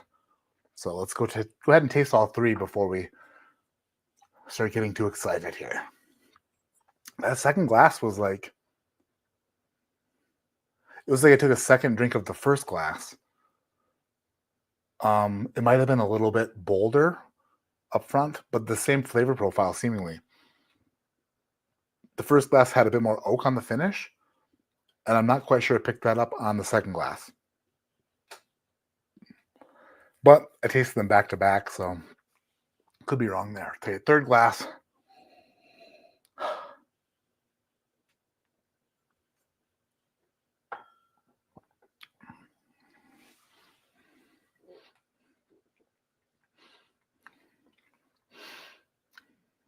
Whoa.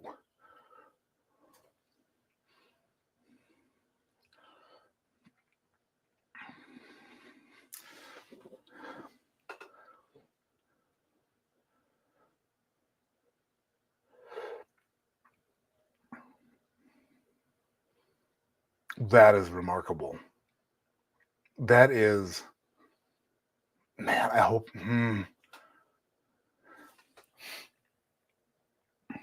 I have a theory. I think I hate to like go through a tasting and pretend like I'm dumb. I don't want to pretend like I'm dumb. I don't want to put on a show and be like, I have no idea what could be happening here. And because of that reason, I speak my mind. I tell you what I think I think. And for that very reason, I look stupid a lot of the time. Sometimes I look super smart. And you say, Matt, how did you do it? Other times I look extra dumb. And you're like, that makes sense. But the first glass, flavor profile wise, right on point. Like perfectly creamy. Like maybe a little bit lighter than the second two glasses. But like this cherry, like viscous, it's hard to explain. It's like this MGP blended with, when you mix MGP and Kentucky bourbon in the right way, it just makes magic. They come together right. The first glass was like the perfect melding of that. A little bit light, but had this oaky finish where it's like, oh, that has some age on it. That's got like an additional oak age on it. The second glass was more of the same. A lot of the same flavor profile, a lot of the same like well-roundedness without the oaky finish.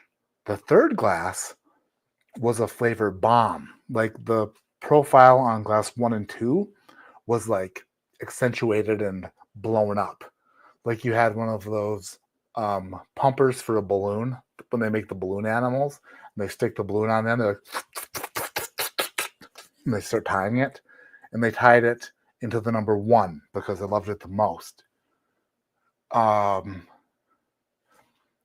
Absolute flavor bomb. I don't think that it had the oaky finish that the first glass had,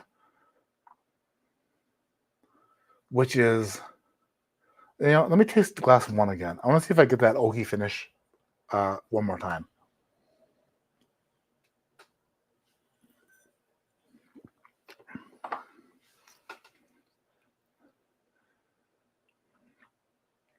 What's weird? Holy shit. You know what that reminds me of? Glass number 1 reminds me of Tin Cup 14er. The Tin Cup 14er, which I adore. But it's like a thin, delicious, watery 14er MGP. I love it. Tin Cup 10, Tin Cup 14. That's what number 1 reminds me of. Number 2 and 3 are like that same profile, but beefed up a little bit without the sweet oak finish. The oak is definitely apparent on number 1. And you know I love oak.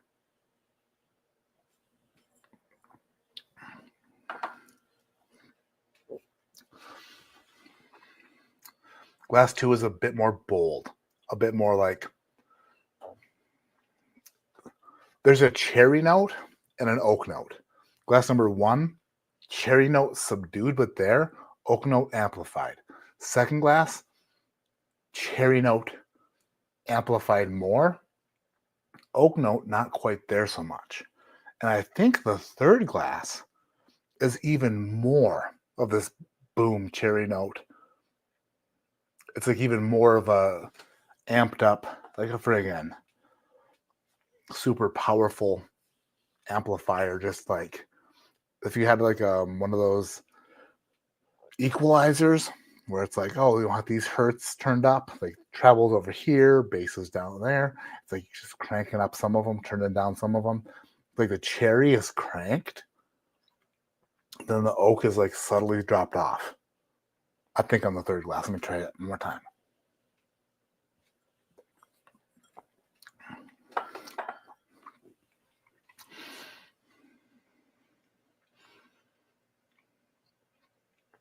I would be happy with any one of these.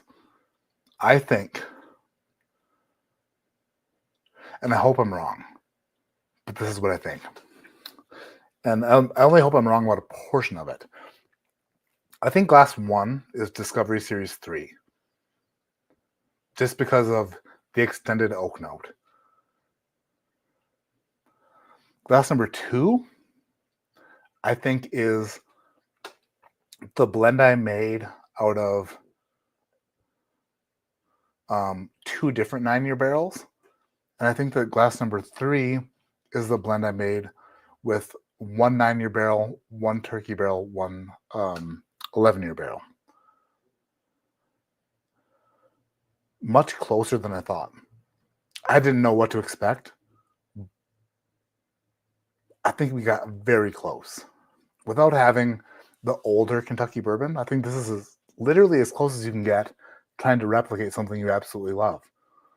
And maybe, possibly, being better than it. If there was an oak residue on the second and third glass, they'd be perfect. But they miss that a little bit. But that's totally fine because they make up for it in other areas. So,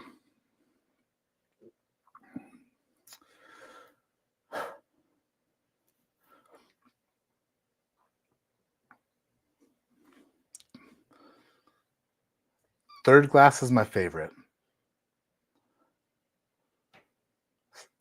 First glass is second place. Second glass is third place. But even the third place glass, I think that actually, let me say this. I think that glass number 2, which I put in third place, is closer to glass number 1 than glass number 3 is. But glass number 3 is my favorite. Glass number 3 really puts me in my place and says, glass number 3 is my favorite, but it's further away from glass number 1 than glass number 2 is. Glass number 2 and glass number 1 are more similar. But I like glass number 1 more than glass number 2. So let me say this. In third place is glass number 2. And it is. I don't know what it's going to be.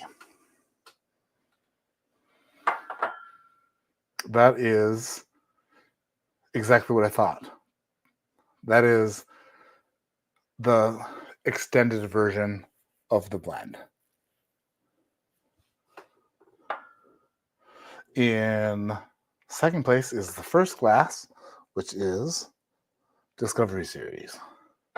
Meaning that in first place is the original blend that made me say, holy shit, damn it. The reason it's a problem is because it doesn't yield enough bottles. I might have to ask Bunch to send me some more 9-year barrels so that I can try to get as close as I can get to this blend to yield enough bottles. Because it's in my dreams, I know this is a problem. I'm not sure if it's a problem for blenders on an enormous scale. Like if you're working for Sazerac or, like the big boys. I don't know if they sit on a stool in their garage in front of a camera, in front of 137 people and say, I don't want people to say, oh, this is damn good. I want people to say, holy shit. And where I'm at right this moment is one of these glasses makes me say, holy shit. And the other one makes me say, this is really damn good. And I want everybody who tastes it to say, holy shit. Did I make something that replicated identically Discovery Series number 3? No. When I blended it, I thought I might have. But what I produced was something that was more full flavored, more cherry forward, more of a flavor bomb. Discovery 3, which I haven't tasted in so long, is more delicate. It has this oakiness to it that I really enjoy on the finish. But I think that if glass 1 and 3 went head to head in a blind, you know what? Maybe I should do that. Maybe I should send 1 and 3 to some of my favorite people, since they don't watch these streams, and have them taste them and say which one they prefer more and why. And then I'll know if I'm being full of shit or not. But I think that the original blend I did with the 3 barrels is lights out. It's not as oaky as glass 1, but it's the delicateness of glass 1 is at its own detriment. Like, it kind of turns itself off. Discovery 3, I did not remember it being so soft.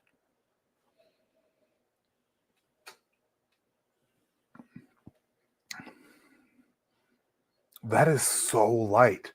Discovery 3 is so light. It's so like it's like a cloud. Like not a cumulus or like a cumulonimbus. It's like a cirrus. It's not a stratus. It's like a cirrostratus? No. It's just like a cirrus cloud of whiskey. It's an awesome cloud, and we love it. But it's light, and thin, and up high. Where these two, glasses 2 and 3, are more of a cumulus and then a cumulonimbus. Glass 3 is a cumulonimbus. Big and bold and in your face.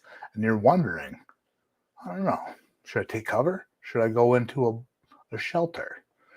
Should I call my parents and tell them to take shelter? You know? Man, I hope that there are some other 9-year barrels in our like stockpile that I can utilize to add to this blend to make the blend bigger. Because if not, there has to be a conversation. And the conversation is this: Jared, can this be the Mad Madness bottle? It can't be. This has to be bigger. I can recreate it. I can make it bigger and just as good. I just need more 9-year barrels. That's it. That's all. I am so far behind in chat. I'm sorry. I go off on a tangent, think to myself, talk to myself. I'm not ignoring you. I promise.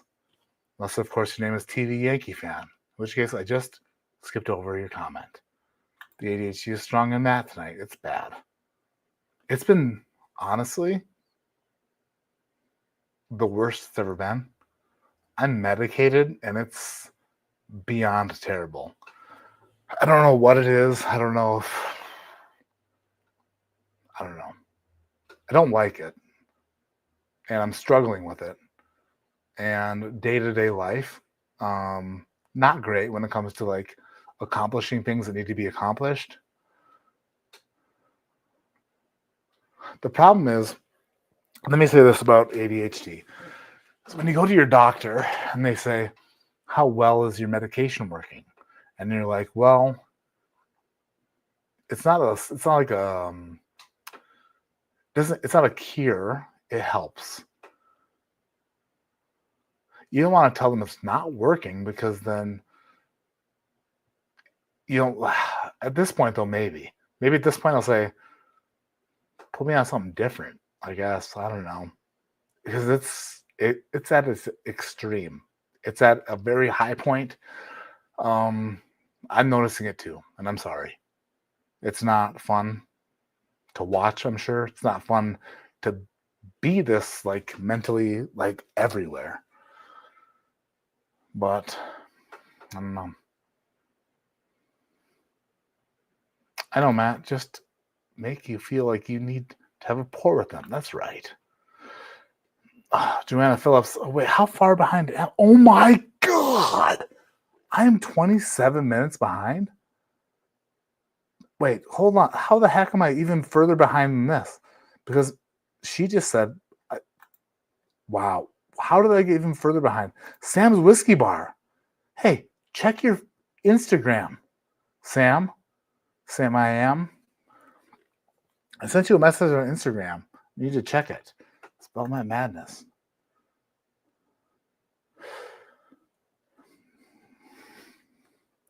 Master's Taster's only a job. Only, jeez Louise. Jeez Louise. Joanna, Matt, it really sounds like your mix is something Mike would like. Not surprised your palates are similar. If he likes the stuff I like, then for sure. Yeah, that's a problem, Jeff. Though, is like we need to make sure that Barrel King members get their fill first. Frosted Lucky Charms. Thought I'd share the first half. If the second part resides in your head for a few days, I'm sorry. Thought I'd share the wealth, so to speak. Frosted Lucky Charms. I don't think I've ever had those. I remember Frosted Wheaties were really good. Travis says, holy shit, what am I talking about? Oh, no, I'm not, dude. I'm not that. It's just when you talk for a long period of time, an extended period of time, me personally, Cameron, Drums and Drams, can like drink all night and sound like $1 million. I talk for 2 hours and shit gets weird. That's just the way that it is.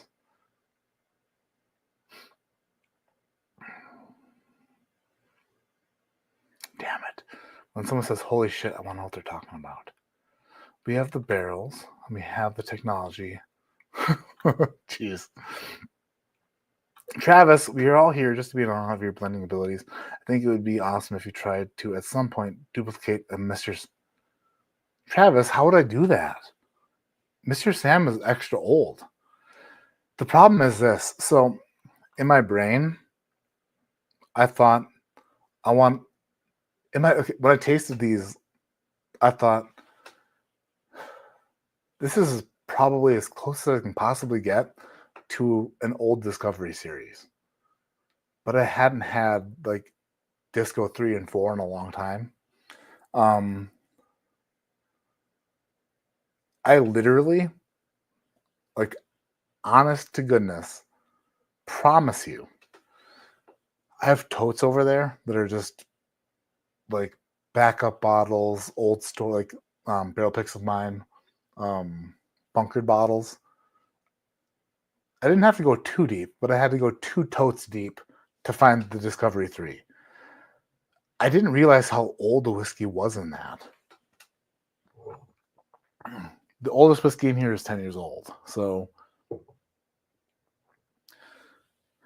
to replicate that, to be close to that, with 11, 9, and 7-year distillate, to kind of get close to that profile, to where, like, I would say that it is something that if you love Discovery 3, you should try this. That's where I'd put it. Like, if you loved the old Bardstown Bourbon Company Discovery Series blends, 1, 2, 3, and 4, then I would be so sure in saying that this next blend that I put out of the 11, 9, and 7-year, you will love. I'd be sure it's just not quite the same. There's peaks and valleys. They don't quite match up. They're not quite the same. You know what I mean? It's like if they were on Maury Povich and they took a DNA test, then they would realize that there's a partial match. Like maybe it was, they're not your father, but maybe someone close to them in a different way, a younger version of that person, maybe. That's kind of where we're at here, but not young enough to be like noticeably younger. But sometimes when there's an elder statesman in the room, you're like, oh yeah, you kind of put that together. And that's what the Discovery 3 was. A bit flatter, a bit thinner, a bit softer and gentler. Not as much flavor, not as much pop, but a little more oakiness. But I think that if you tasted all 3 together, you'd say these are in the same vein. They're very similar, and you would believe that they came from the same place.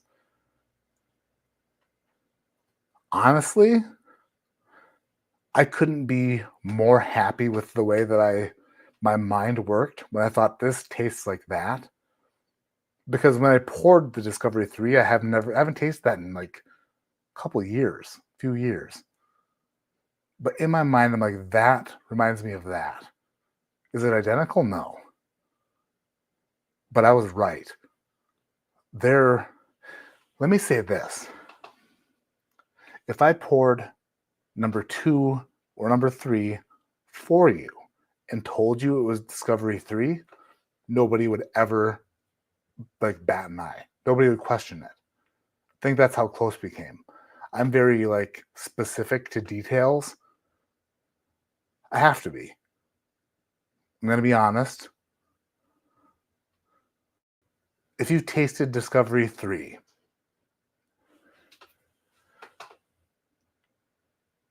one minute before you tasted my blends, some of you would say that's not the same.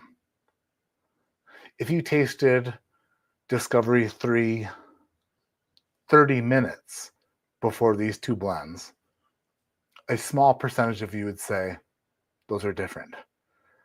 If you're like me and you haven't had Discovery 3 in a long time and you just tried these and you were told it was Discovery 3, you would not argue. You'd say that's really good. That's why I love Discovery 3. That's how close I came. Side by side, we're picking up on some differences, not major, but if you're just working off of memory, they're right there. They're together. And I think it's a success, a big success. When Matt finally reads this, it will be my 55th birthday. You son of a bitch. I'm 55. Come on, man, catch up. I'm only 6 minutes behind Jason. Sorry. I just talk. For being an introvert, maybe that's why I talk to myself so much. By the way, I was at the park today with my kids, and I took a picture of the sky because when I looked at the sun, and I know you're not supposed to do that, but listen, the sun was shining through clouds, and there was like this big, bulgy, bright spot in the clouds, but next to it was what looked like the moon. And I took a picture of it with my phone because I couldn't believe it. Weirdly, the moon was over there. So what I took a picture of was like the actual sun. It's a circular circle. The sun was here. And then there was a gap. And then the big, shining, bulgy, like bright mass. It's like I took a picture of the projector and then the image. It was so weird. I don't know why I brought that up.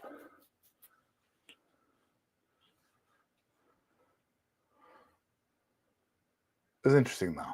Very interesting. Joanna Phillips, I've been watching on and off for a few years and I'm confused. What favoritism are you referring to as bourbon choices? What's pot pie talking about? New here, but I like favoritism. Pot pie.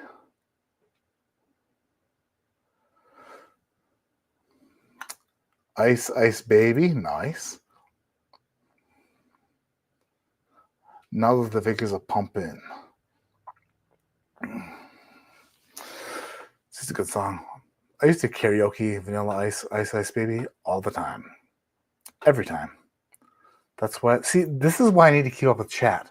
Because I would love to know why to 420NK parentheses to 420NK parentheses says laugh a lot. That's why I love this guy. And I'd love to know why Joanna Phillips is laughing with tears in her eyes.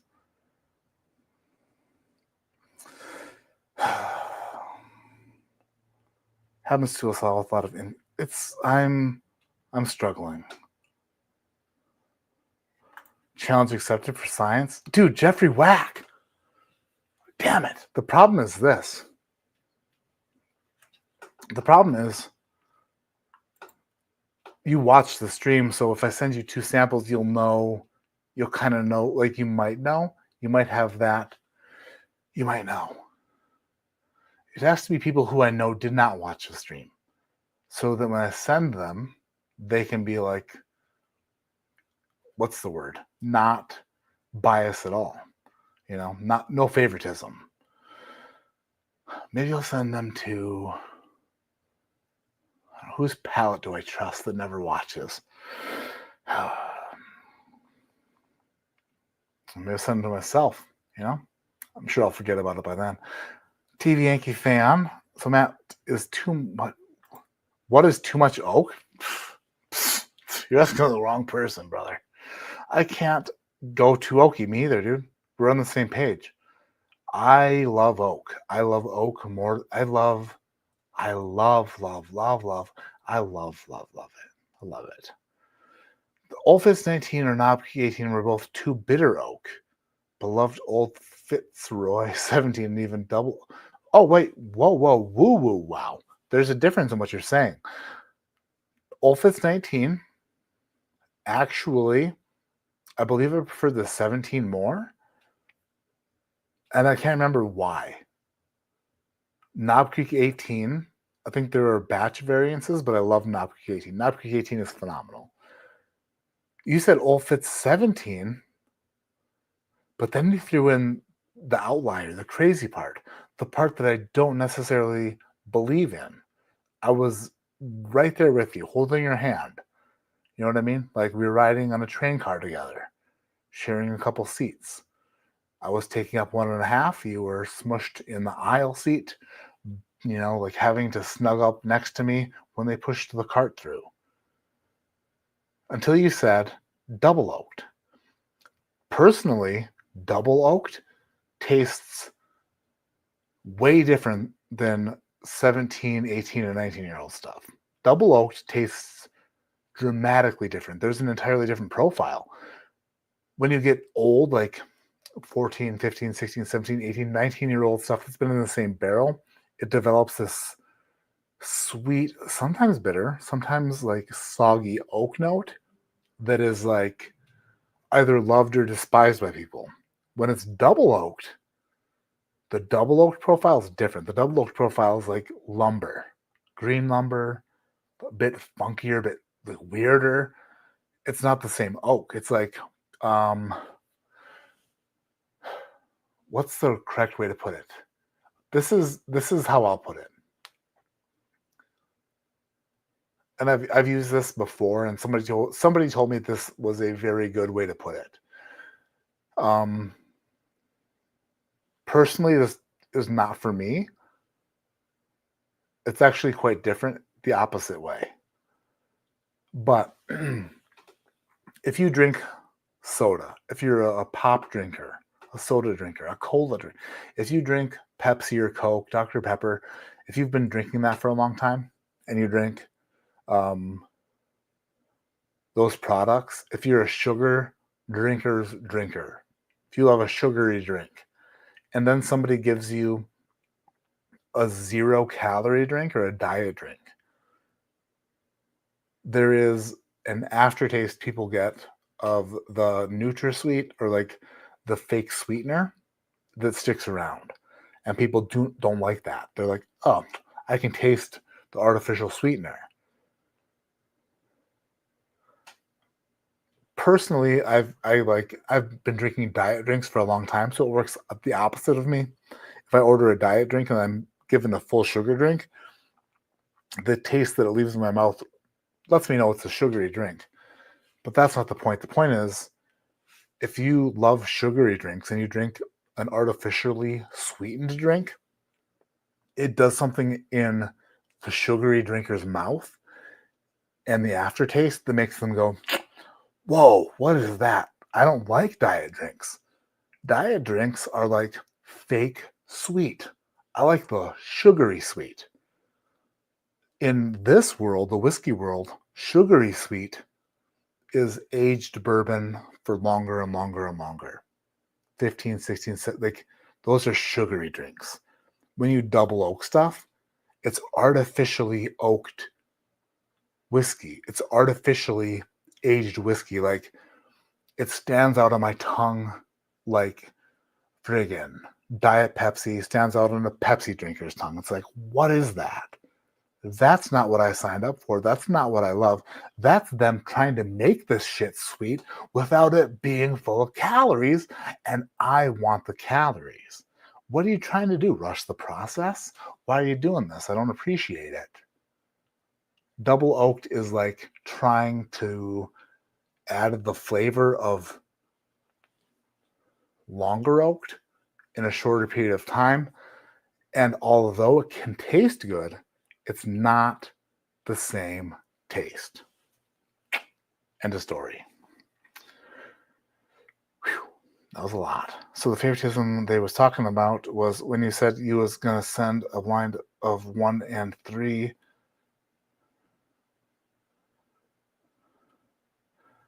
So they are volunteering as one of your favorites. Oh, shit.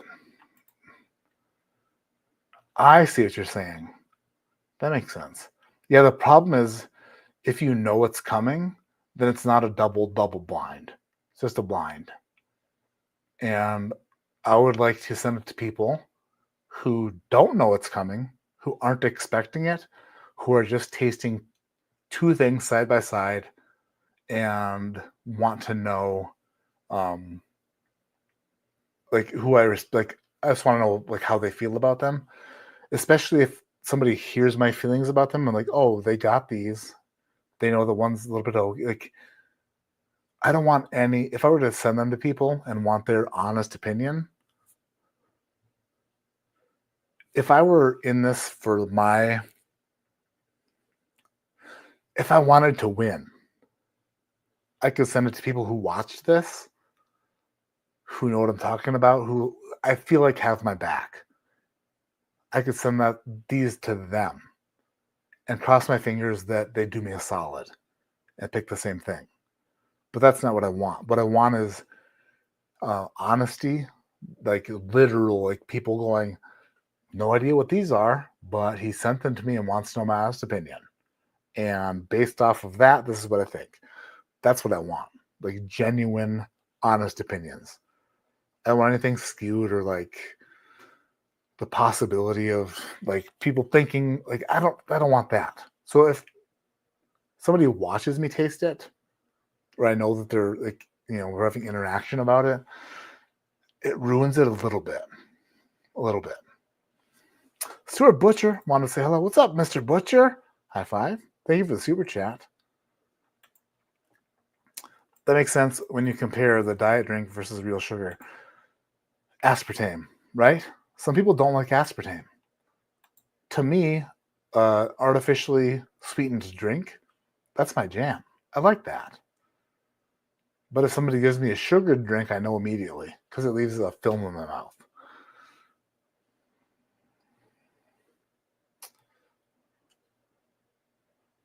I've been ignoring you as usual. Sample me. Jason, listen. Jason, I'm sure by the end, already, I owe you a lot. By the end of Matt Madness, I will owe you literally everything. So just be prepared to be spoiled, Mr.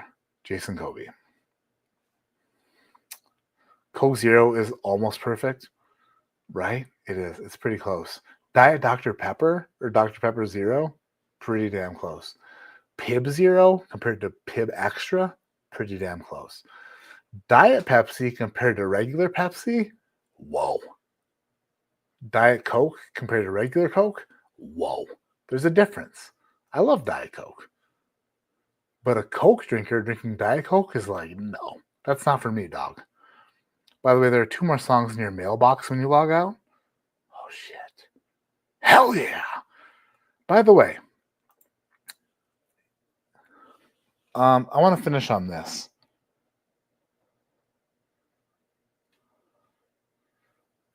Hold on. Is this possible? I'm doing this for me. I'm taking glasses 2 and 3. I'm going to confuse myself again. This is me blinding myself one more time to make sure that the one with 2 9-year barrels is not as good as the one with 1 9-year barrel. It's happened twice where I thought that the one with 1 9-year barrel was better, but this will seal the deal. Do I need to find more 9-year barrels to fill the gap? Or is this sufficient?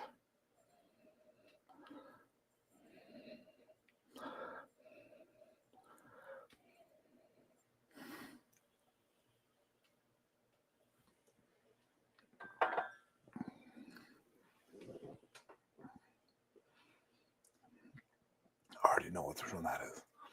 I already know.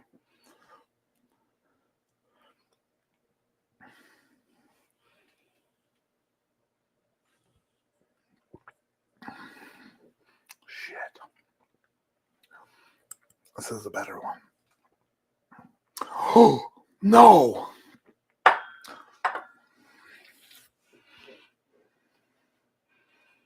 I thought for sure I was right there, but I was wrong.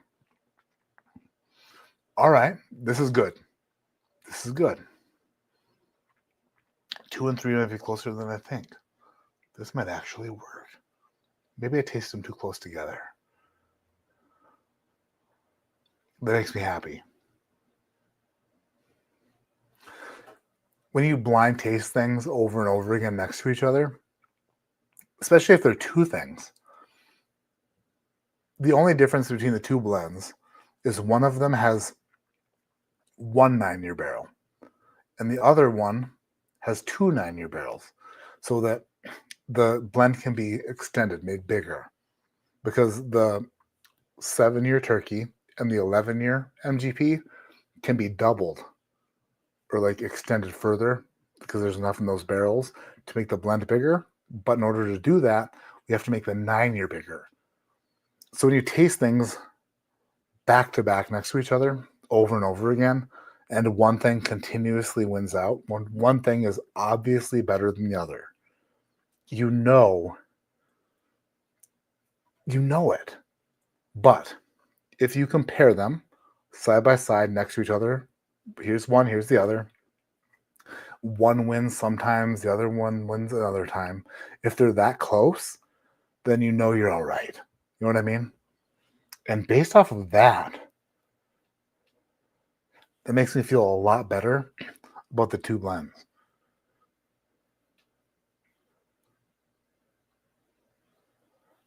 Should I do it again? Let's do it one more time. Where's the spinner? Found it. We're doing it last time. Which one do I prefer more? The first blend or the second blend?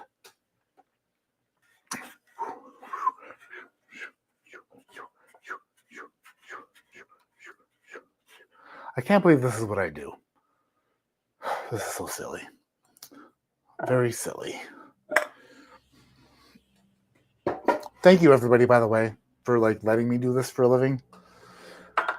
I appreciate you and love you more than you can imagine. One glass.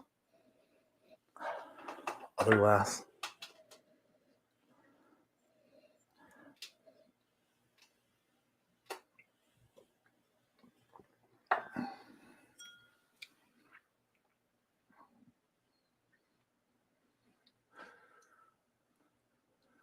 The turkey,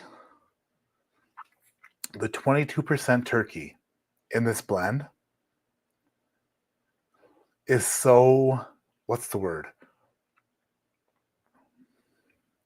It adds so much without turning turkey. Like there on these turkey barrels, there is this funky nuttiness, but in the correct amounts with the correct barrels, it blends into this thick, delicious, sweet, sticky goodness without getting too turkey, without getting too nutty at all.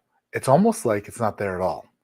It's almost like it's just like a stickier version of this MGP stuff, which is why I thought of Discovery Series.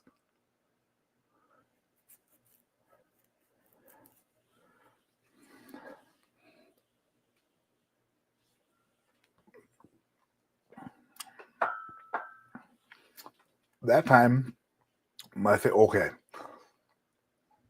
First glass, I feel like was more full. Okay, the first glass was better. It was more full-bodied, more in your face, more powerful. Shit. It's twice. We did it. Damn it. I'm not going to take my word for it. You know what I mean? I'm going to redo these, reblend them, and reblind them. But if this is the case, if this is like exactly like how this is going to work, I'm pumped. It's not an exact replica of Old Discovery, but it is as close as you can get.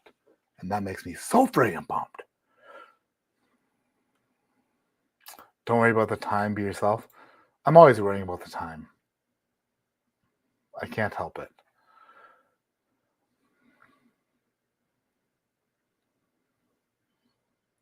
Drink Moxie, the best soft drink? The hell's Moxie, David Peterson? Coke Zero, so much better than Diet Coke.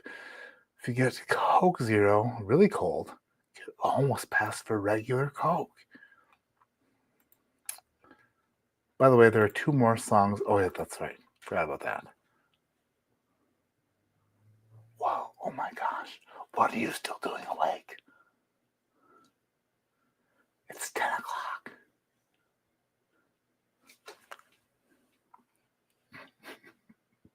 It's my 7-year-old. She's getting some water. That's what he did. Super cute. Cheech, what does Cheech say? Moxie tastes like medicine? The only thing I know about Moxie is like if you're bold. Moxie's like a good trait to have. Moxie drink?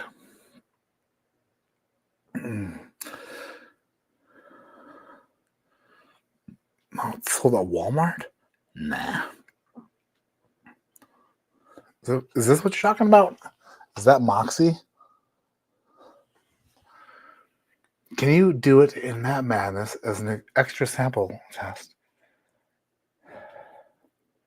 I mean, I could TV Yankee fan, but I think that I'm going to be giving the blend to Barrel King. It's a main thing before Matt Madness starts. Here's my issue. The Matt Madness issue is this. Today is the 7th. The brackets are, I would say, pretty much filled out, not fully filled out. They could be fully filled out, but I want more people to participate.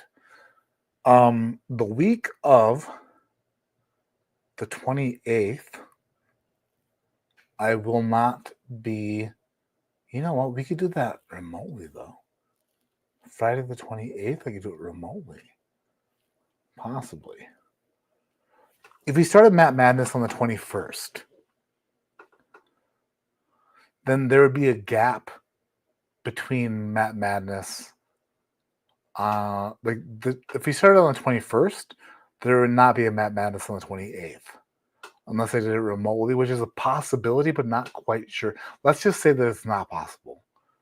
If we start on the 21st, then 28th will not happen. But it could, but let's just say it won't. So I don't want there to be a gap. So do we start on the 21st, have there be a break on the 28th, possibly, and then resume on the 4th? Or do we just start on the 4th and just blast it all the way through? That's the question. That is the question. Start on the 21st with a possible break the next week and then resume on the 4th, or just start on the 4th and full friggin' go. Full blast. What do we think? Anybody? $30 for a 12-pack? That's crazy. It's a lot of money. Oh, shit. If anybody knows where Code Red Zero is, Code Red Zero is an all-time favorite of mine. And if anybody can find Code Red Zero, or Diet Code Red, whichever one you can find, I'll send eventually whatever. I love Diet Code. Where did they go? Why did they think that nobody wanted that? Why is there Code Red but no Diet Code Red? Diet Code Red is an all-time fave. It's the best.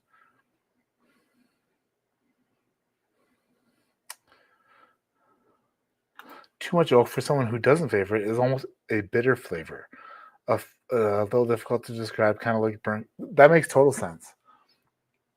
So Joanna, when I first started the channel in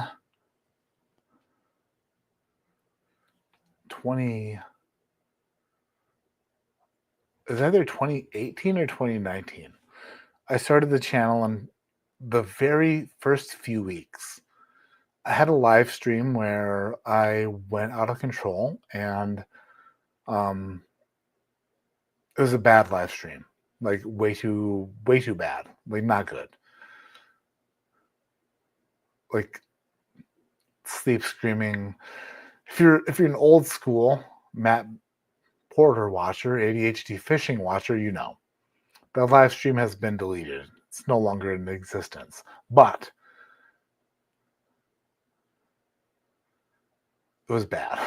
Anyway, the following week, I went on the Bourbon Junkies live stream, on their live stream, and they were super nice, super amazing. They donated half of their super chats to me, or all of their super chats to me. I can't remember. Dramhound donated a bunch of money. Like, they made my friggin' day. But I shot that live stream from the basement of the rental we were living in at the time, basically saying, like, I fucked up. Pardon my language. I messed up real bad, and I've been put in the basement for my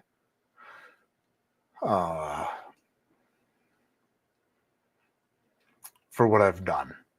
I've done bad, and I've been sentenced to the basement. Anyway, they sent me a crazy flight of the oakiest stuff, like some old orphan barrels.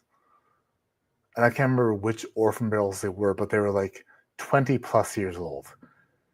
And at that point in my whiskey journey, my bourbon journey, I remember disliking them. And I was like, wow, who would like that? And that live stream is still there. There's still a live stream on their channel from 2019 or 2018, probably 2019. And I'm in their basement. I'm in my basement. They sent me some crazy shit that I did not like because it was so oaky. Fast forward to now, I'd kill for that stuff. It's just the way that the people's palates like develop, you know. I like nuttier whiskeys at the beginning much more than I like nuttier whiskeys now. I love oakier whiskeys now much more than I loved oakier whiskeys then. You know, it's like I don't know. It's like a acquired taste. You know what I mean? And coffee can certainly be like that. I don't know anybody who ever sipped coffee for the first time, a black coffee, and was like, this is delicious. No, the first time you ever sipped black coffee, you're like, good grief, what is that? That is potent and yucky and like sharp and bitter. Like, why would you do that to me? But as you grow older, you kind of like the punishment of the bitter black coffee. And oak might not be that bitter, but it is also that much of an acquired thing, you know? That's that. Cheech, Chris Miller, you can get it on Amazon.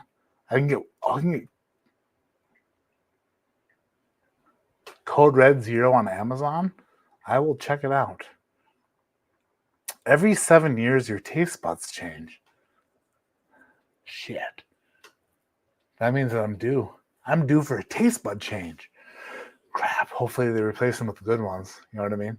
Oh, by the way, before I say goodbye, we're not going to drink anymore tonight, but I have some things to talk about. A few things to talk about. First of all, there's only 113 people here, which is still much more than 0, and I appreciate each and every one of you, but listen here. First of all, if you love the original show of Dexter,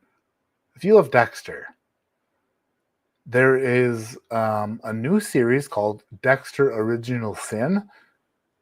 It has Christian Slater in it. Christian Slater is the best. But there are also other characters in it that they're not the original Dexter or the original Deb. They're different actors playing those characters, but I love Dexter. And then when I found out that Original Sin was coming out with different actors playing those characters at a younger age, super skeptical. My wife loved Dexter the same way. Super skeptical. Dexter Original Sin, if you love Dexter, you will love Original Sin. It's great. Freaking love it.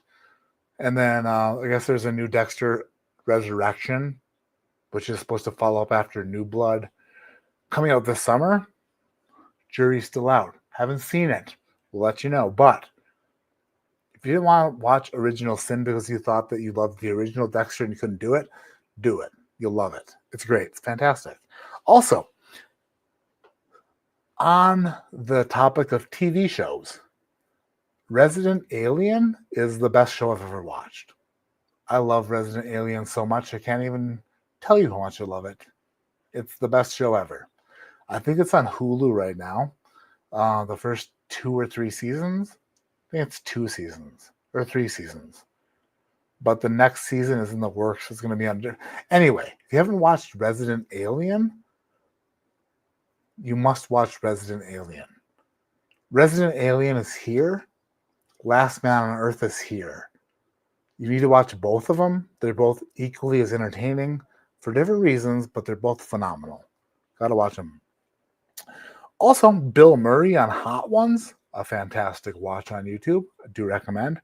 And also, I almost paid $100 yesterday for a cabin air filter replacement in my Ford Maverick. And by almost paid, I mean I paid. Because I dropped my Maverick off across the street for an oil change and tire rotation, and I asked them to patch a tire that had a nail in it. No problem, they said. They called me later and said, your wiper blades need replacement. Your wiper blades need to be replaced. And I said, that's okay. Don't worry about it. And your cabin air filter needs to be replaced. Thought about it. There's like 40,000 miles on the Maverick. And I was like, go ahead and change that cabin air filter. It needs it.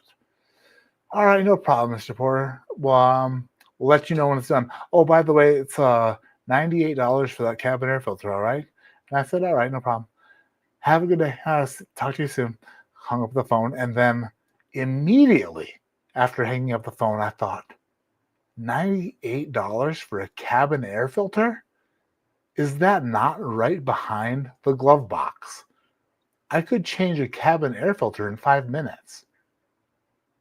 And I could buy one from friggin' O'Reilly's or Napa or Advanced Auto Parts. I could buy one for like $14 and replace it myself in 10 minutes or less. And I can hardly do anything in 10 minutes. I can't even tell the story in less than 10 minutes. But I could replace the cabin air filter in 10 minutes or less. And I was like, holy shit. I just told them to replace it for $98? That's the dumbest shit you've ever, like, where was my brain when I said, no problem? Anyway, later, they text me and say, your car's done. Or they called me and said, your car's done. Thanks. So I walk across the street, pick up the Maverick, swipe the card, sign for it. They give me the keys, and right before I'm about to leave, I'm like, wait a minute. $100 for a cabin air filter, is that normal? And the dude was like, oh boy, yeah. We have to charge for the labor. And I was like, isn't it like super, like it's right behind the glove box. You just drop the glove box out and it's right there. He's like, yeah, it's $55 for labor. It's like $10 a minute. Anyway, did I give him a hard time? Some people would say yes. Other people would say no. But he did say this. I'll give you a refund for your $55. And I said this. Not necessary. I agreed to it over the phone. I just thought about it after we hung up, and I thought how crazy it was that I agreed to that. And he was like, oh, we just want to see people happy here. And I replied, well, nobody's going to be happy with a $100 cabin air filter. And then he said, I put it back on your card, which made me feel even worse. He won by being nice. Damn it, that son of a bitch. Will I go back there later? For sure. They're super close and right across the street. Did he win the battle by refunding my money? Yeah, he did. So did I leave there with my tail between my legs? Absolutely. Did he tell me where the Maverick was parked? No. Had to sound the alarm on the key fob to find it. And I'm sure that they thought that was funny when they had to go looking for it. But I only paid probably 5 times what the cabin air filter was worth for it to be replaced. He refunded me the $55 for labor for the 5 minutes or less that he worked on it. Be careful where you go for friggin' car work. They're out there to get you. If you're not careful, you'll wind up like me, or worse. That's what happened. I heard a few where you need to remove the dash panel. That's not this. And the Maverick, just unloop the glove box. It drops down. Pop it off. 2 clips. It goes in. Cabin air filter sounds like Stag Jr. story in Michigan. You purchased panicked.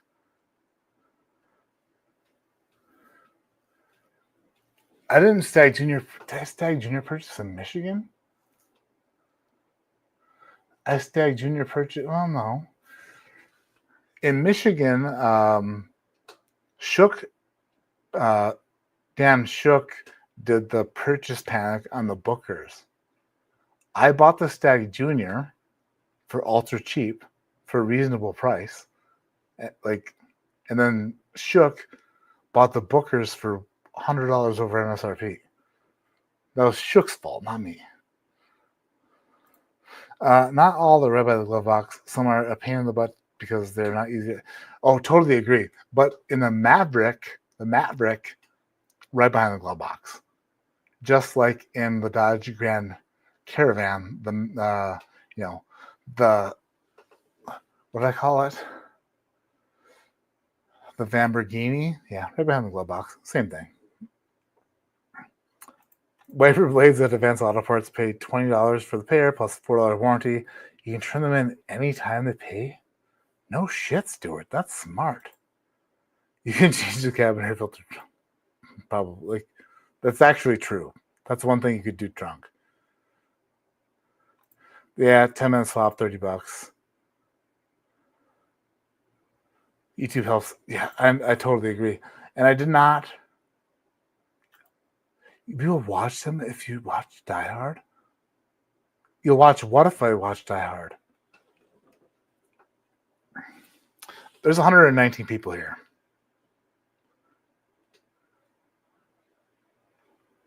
I am willing to do this. If you're willing to be here,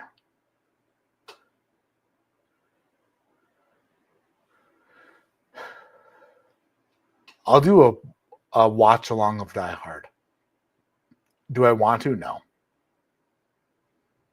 Not at all. But if you want to, I'll do it. But it needs to be worth my while. We need to I don't know, have some good pours. I mean, Die Hard, I've never watched it. I don't care to watch it. Same thing with Star Wars and Game of Thrones.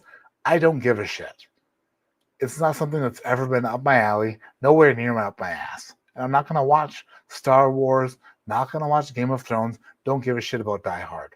But if you demand that I watch Die Hard, we'll do it. We'll do it together. We'll struggle through it together. But just let me know. That would be a fun stream. Die Hard watch along. In order to find out if your cabin air filter needs to be changed, they already had to open it. Dude.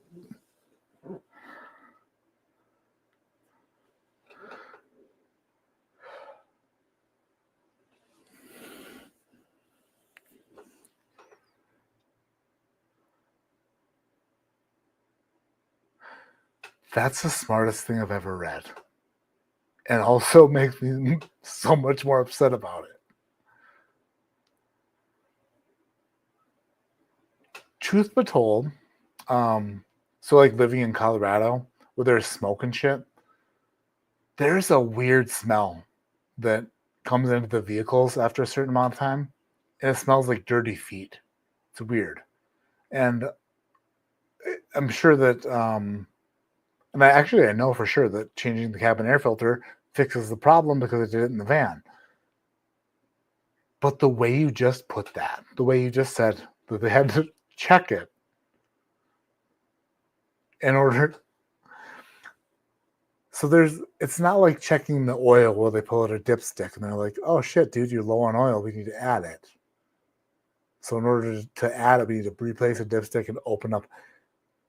They already had everything there. That is the smartest shit I've ever heard and is infuriating. Infuriating? That word? That's so funny. That's so true. They opened it anyway. Did it need to be replaced? Yeah. It's been 40,000 miles in smoke. But they already had it open and took it out. And if they just put the old one back in, it would be free. But since we put a new one in, they had to charge $55 for the switch. Damn, that pisses me off. Cabin air filters weren't a thing 20 years ago. It's a scam. I think that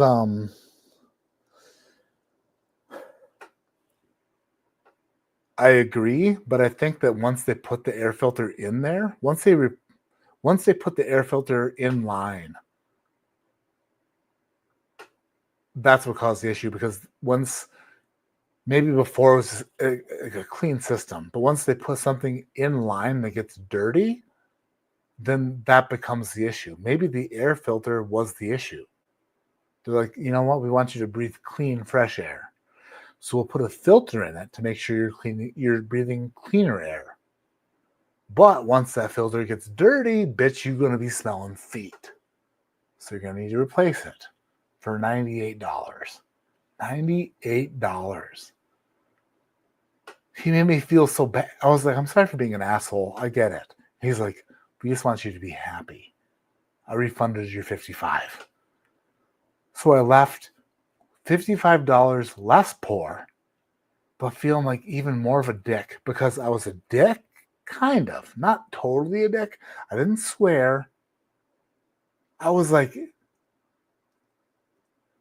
how did I word it? I was like, is $98 like 100? Isn't that a lot? I would hate to see if you actually had to do something. Like, if you actually had to work on this bitch, I'd be petrified. I am obese. I can't literally do much. When it comes to working on a car, I'd struggle. You know what I mean? Like, to get into places, to like do certain things, I have some issues. But I can change a cabin air filter without, breaking a sweat. And I sweat brushing my teeth, my fake teeth.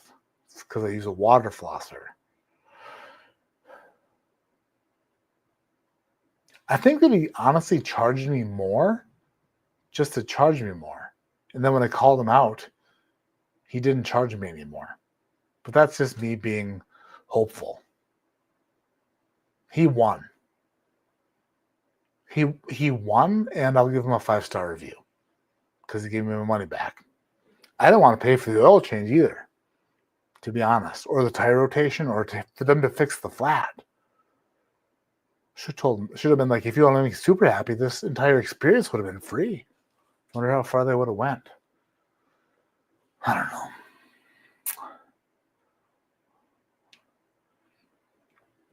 Die Hard for the win. Die Hard is not a Christmas movie. I've never seen Star Wars and have no desire. Don't make me. Star Wars? Guess what? Luke, I am your father. That's the only thing I know. That's it. Yippee-ki-yay. Die Hard is classic. We the people demand it. Jim, wow. What did Jim say? I don't know. So now you don't have to feel bad that they gave you the money back for the installation. Right. That actually makes me feel way better knowing that they checked the filter first. That's so silly. Oh my gosh. Jim, I have no idea what you're sorry about. So don't worry about it. The cabin air filters catch moisture in the humid climates and get funky. It's weird because every vehicle we've owned gets this particular smell, and it smells like bad feet. And I know my feet don't smell, Chris's feet don't smell. Only one of our children's feet smell, and they're so little they can't like destroy an entire filter. But when we lived in Michigan, it was the same smell as when we moved to Colorado. I don't know, but the cabin air filter fixes it. And if you know what else ruins the smell of a car?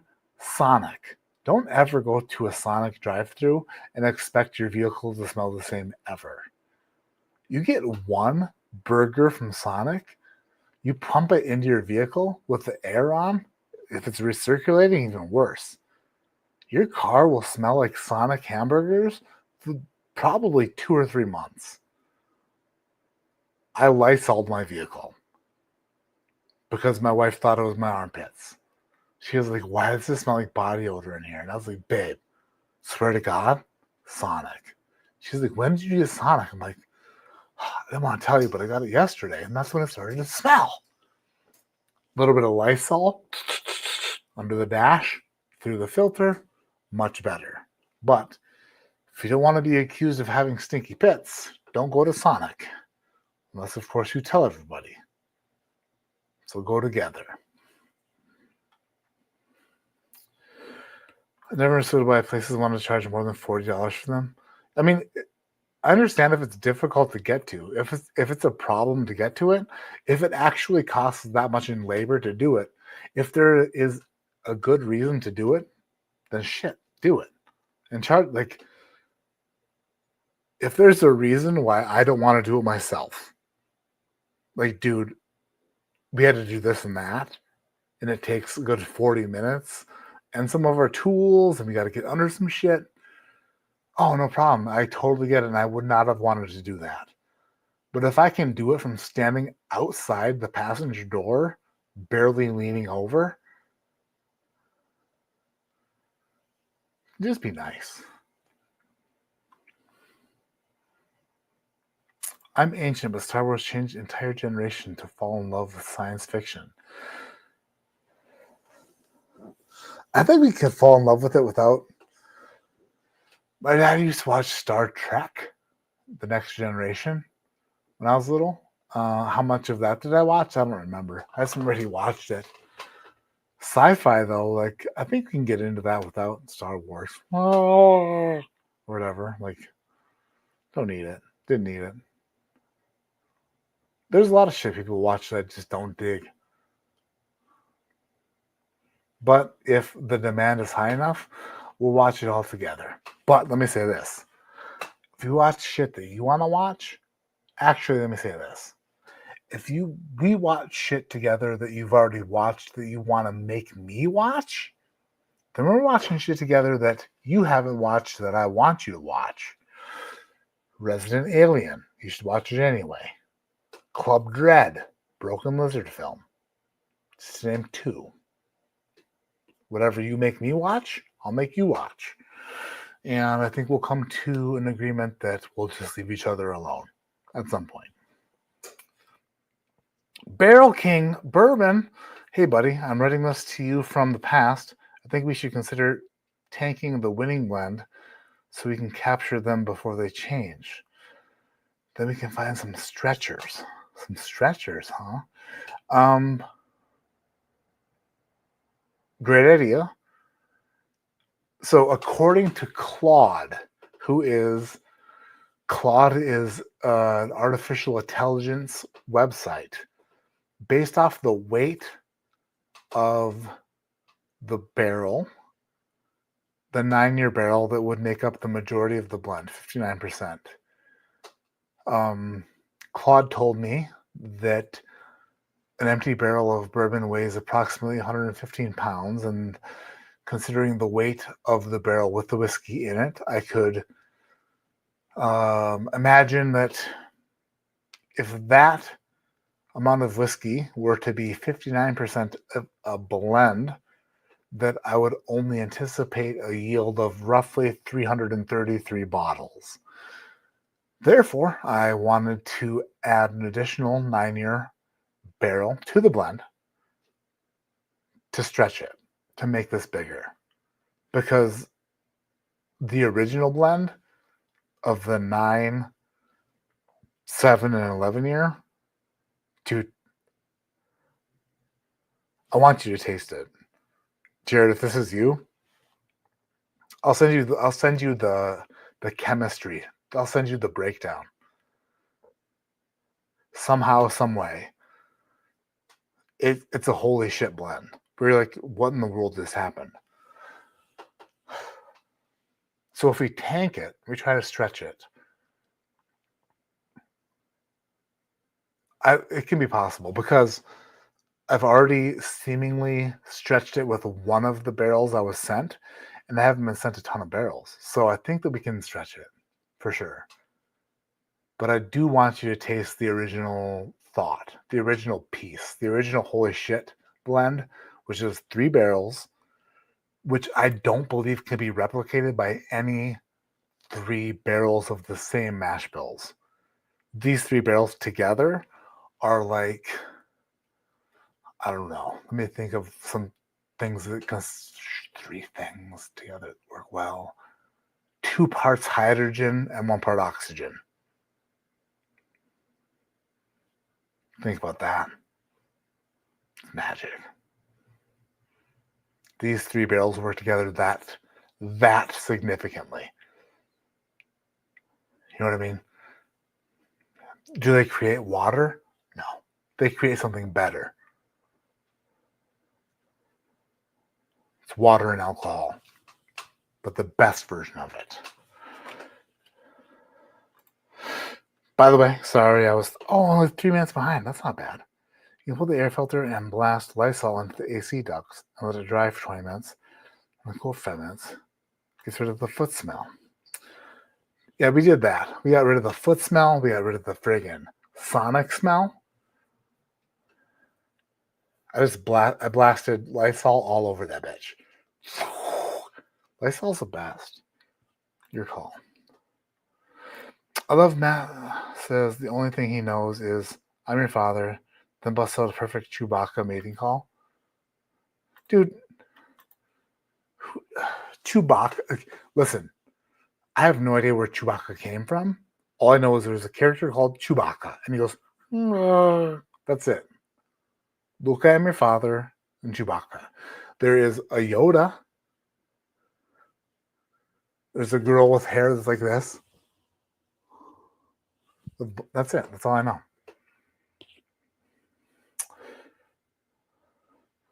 About 150, I think. What? Oh, shit. You have my attention. Let's go. Dude. Water. It's close, I think. Higher proof weighs less, I think. No water stretching, Jared. Never, Jason. That sounds like kind of like snake oil. Snake oil. Honestly, let me say this. Matt is making bourbon water. Shut up, Stuart. Stuart, go to your room. That's some high quality H2O. Gallon of water, 8 pounds, right? Bourbon about the same. Anyway, you guys are all. My mom's laughing. Say no to dihydrogen. Let me say this. I had a thought, and it was maybe the most ridiculous thought I've ever had. But I bought this.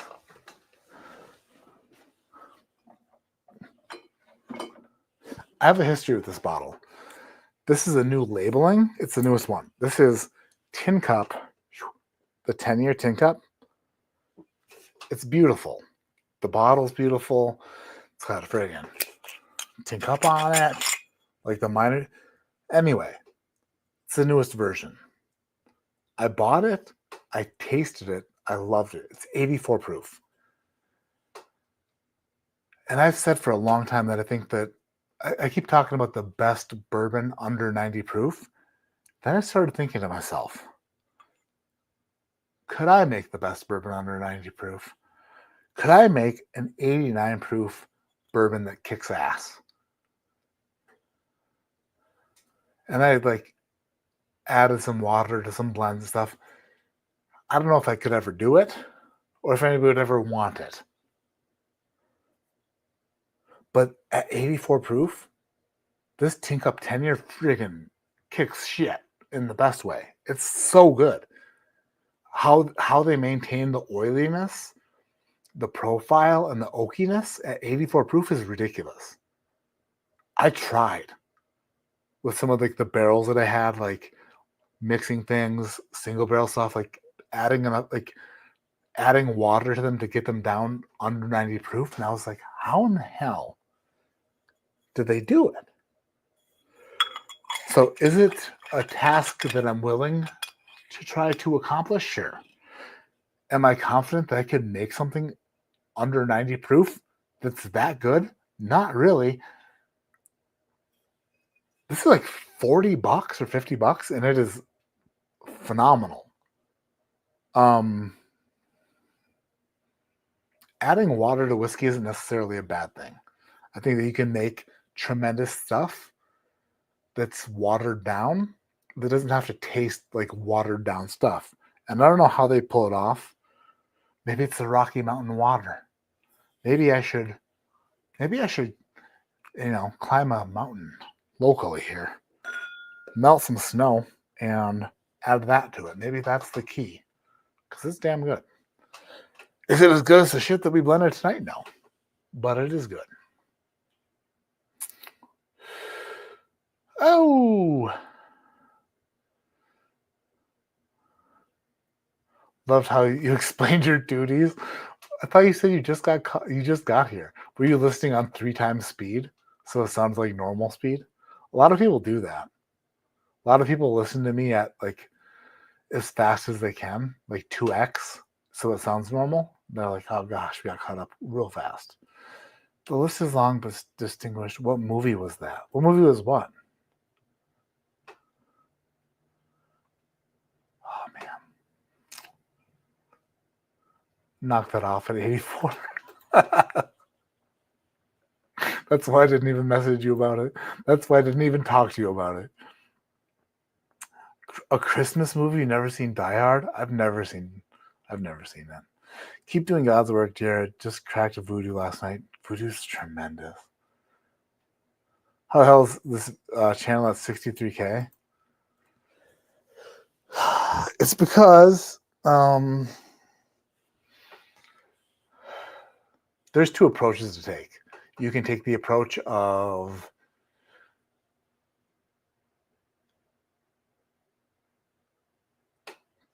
it's what I deserve, or you can take the approach of at some point during its growth, it got some sort of like not exactly a lot of it, like it got sort of shadow. Like there's not a lot of new viewers get shown my videos, which is a bummer. Which is why Outlaw, who has 1.1 million subscribers, has 6,000 views on a bourbon video. It's because in order to watch one of his videos, you have to be logged in to YouTube and search for his name. That's how weird it gets. But will I give up? Never. Never, ever. We're going to have 100,000 at some point. Will I be 75 years old? Probably. But I'll just look like Bill Murray eating an entire range of hot wings, not even making a face, till we hit 100,000. Then I'll smile. I'm going to go back to the TV now, like an hour ago. What in the world are we talking about? He smelt armor? What in the world? All right, we're calling it a night. We're calling it a night. Long story short, I couldn't compare the double oaked light whiskey to the Old Carter because the Old Carter went bad. Terribly bad. In the comparison of Discovery 3, which is one of my favorite bourbons ever, to these two blends I just put together, do I think that they're similar? Yes. Are they exact? No. Are they within 25%? Yeah. Do I think that the two blends I put together could possibly be better to some people than the Discovery 3? Yeah. And I'm super jazzed about that. I opened up that Discovery 3 tonight just for this reason, to compare them, to contrast them, to have an open mind about how smart I am. And when the cookie crumbles, I'm at least half smart. And that's what I like about me. I also like the other half. A little bit less, but I still do. I'm out of here, everyone. Thank you so much for being here. I love you. You make my day every single Friday. It means a lot to see you here. And I promise you, from the bottom of this enlarged chart, Matt Madness is coming full force. We're going to crown a new champion in 2025. Who will it be? Probably Cameron. Unless I slip him some, I don't know. Maybe a sample with some, what's the stuff that makes you throw up right away? Ipecac. I'm going to send everybody samples, and Cameron samples with Ipecac to see how he fares under that type of pressure. We'll see. It'll be fun. Love you. See you next week, next Friday. My goal for next Friday is to have a full Matt Madness bracket for you all to see. That's my goal. Matt Madness bracket filled out, ready to go with the start date. Now that I said that out loud, I feel like there's a better chance of that happening. And I'm just pumped. It's been over a year. No, it's been 2 years since I started Matt Madness. And I'm a bit not concerned. I have nerves about it. I get some nerves. Like, I don't know why. I'm a changed man. I'm a bit different. And ready to see how this all falls out. But until then, look forward to a couple of videos this week. A couple to a few. There's a Jack Daniel's 10 versus Jack Daniel's 12 comparison coming out. It's already been shot last night. Didn't get edited today. Will be out very soon. Also, before the 15th, I have to have a video for Zbiotics, a video for Magic Spoon, and a video for geology before the 15th. So, you know what? If you want more videos from me, then just make sure that you're sponsoring it, and then threaten me with cancellation if you don't make the videos. I guess that's what happens. But no, seriously, this past week I've been super sick. That's why the other videos didn't come out. But Jack Daniel's 10 versus Jack Daniel's 12, that's coming out. A couple different bottle reviews that I've been waiting to do for a long time. Those will be coming out. And tomorrow I'm going shopping. A store not super local, but semi-local. And by semi-local, I mean an hour away, but right next to a bowling alley we're going to, posted that they have some allocated things that I kind of want to dive into if they're at the right price. And that store normally has stuff at like an okay price. So we'll see. Malort. Ew. Malort's yucky. Thrasher. What's up, dude? Chris. High five. Love you, Chris. Thank you for the super chat. That was unnecessary but lovable. Cheech, Matt, do you need accountability, buddy?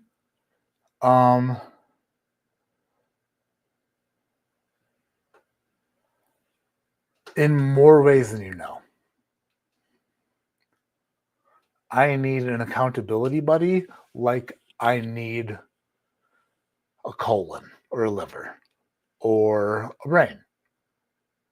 I could use 7 accountability buddies.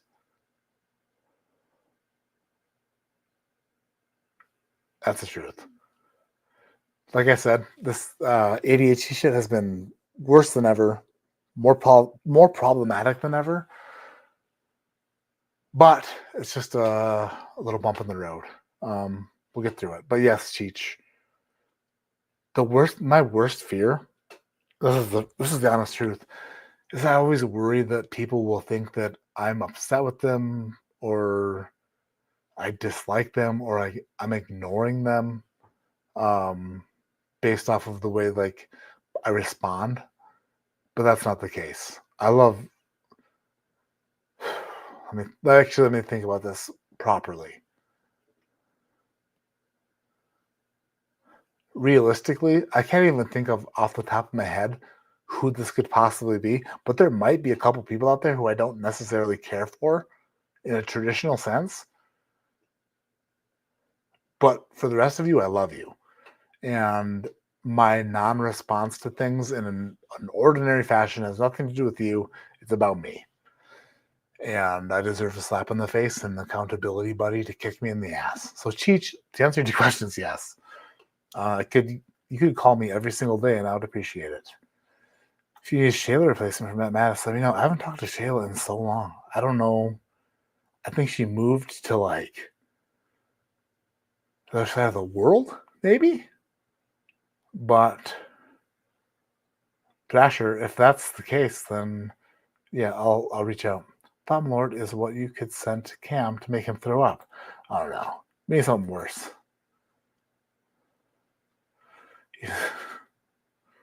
Travis, don't say, dude. That's coming from somebody who I owe 2 packages to. So, all right. Love you guys so much. I'm out of here. Have an awesome night. See you next Friday for a live stream. More videos in between then. And also, I can't wait to tank this blend with Barrel King and actually see how it turns out. I think you'll be pumped. I think you'll love it. If you love Discovery 3, know that there's something very similar in the pipeline. And become a gold member. If you don't want to be a gold member after you've been a gold member, just cancel. You won't regret it. You'll just be like, oh, that was a month of my life that I forgot about so quickly. But in realistic terms, you'll say, that was the beginning of my life that I loved so much.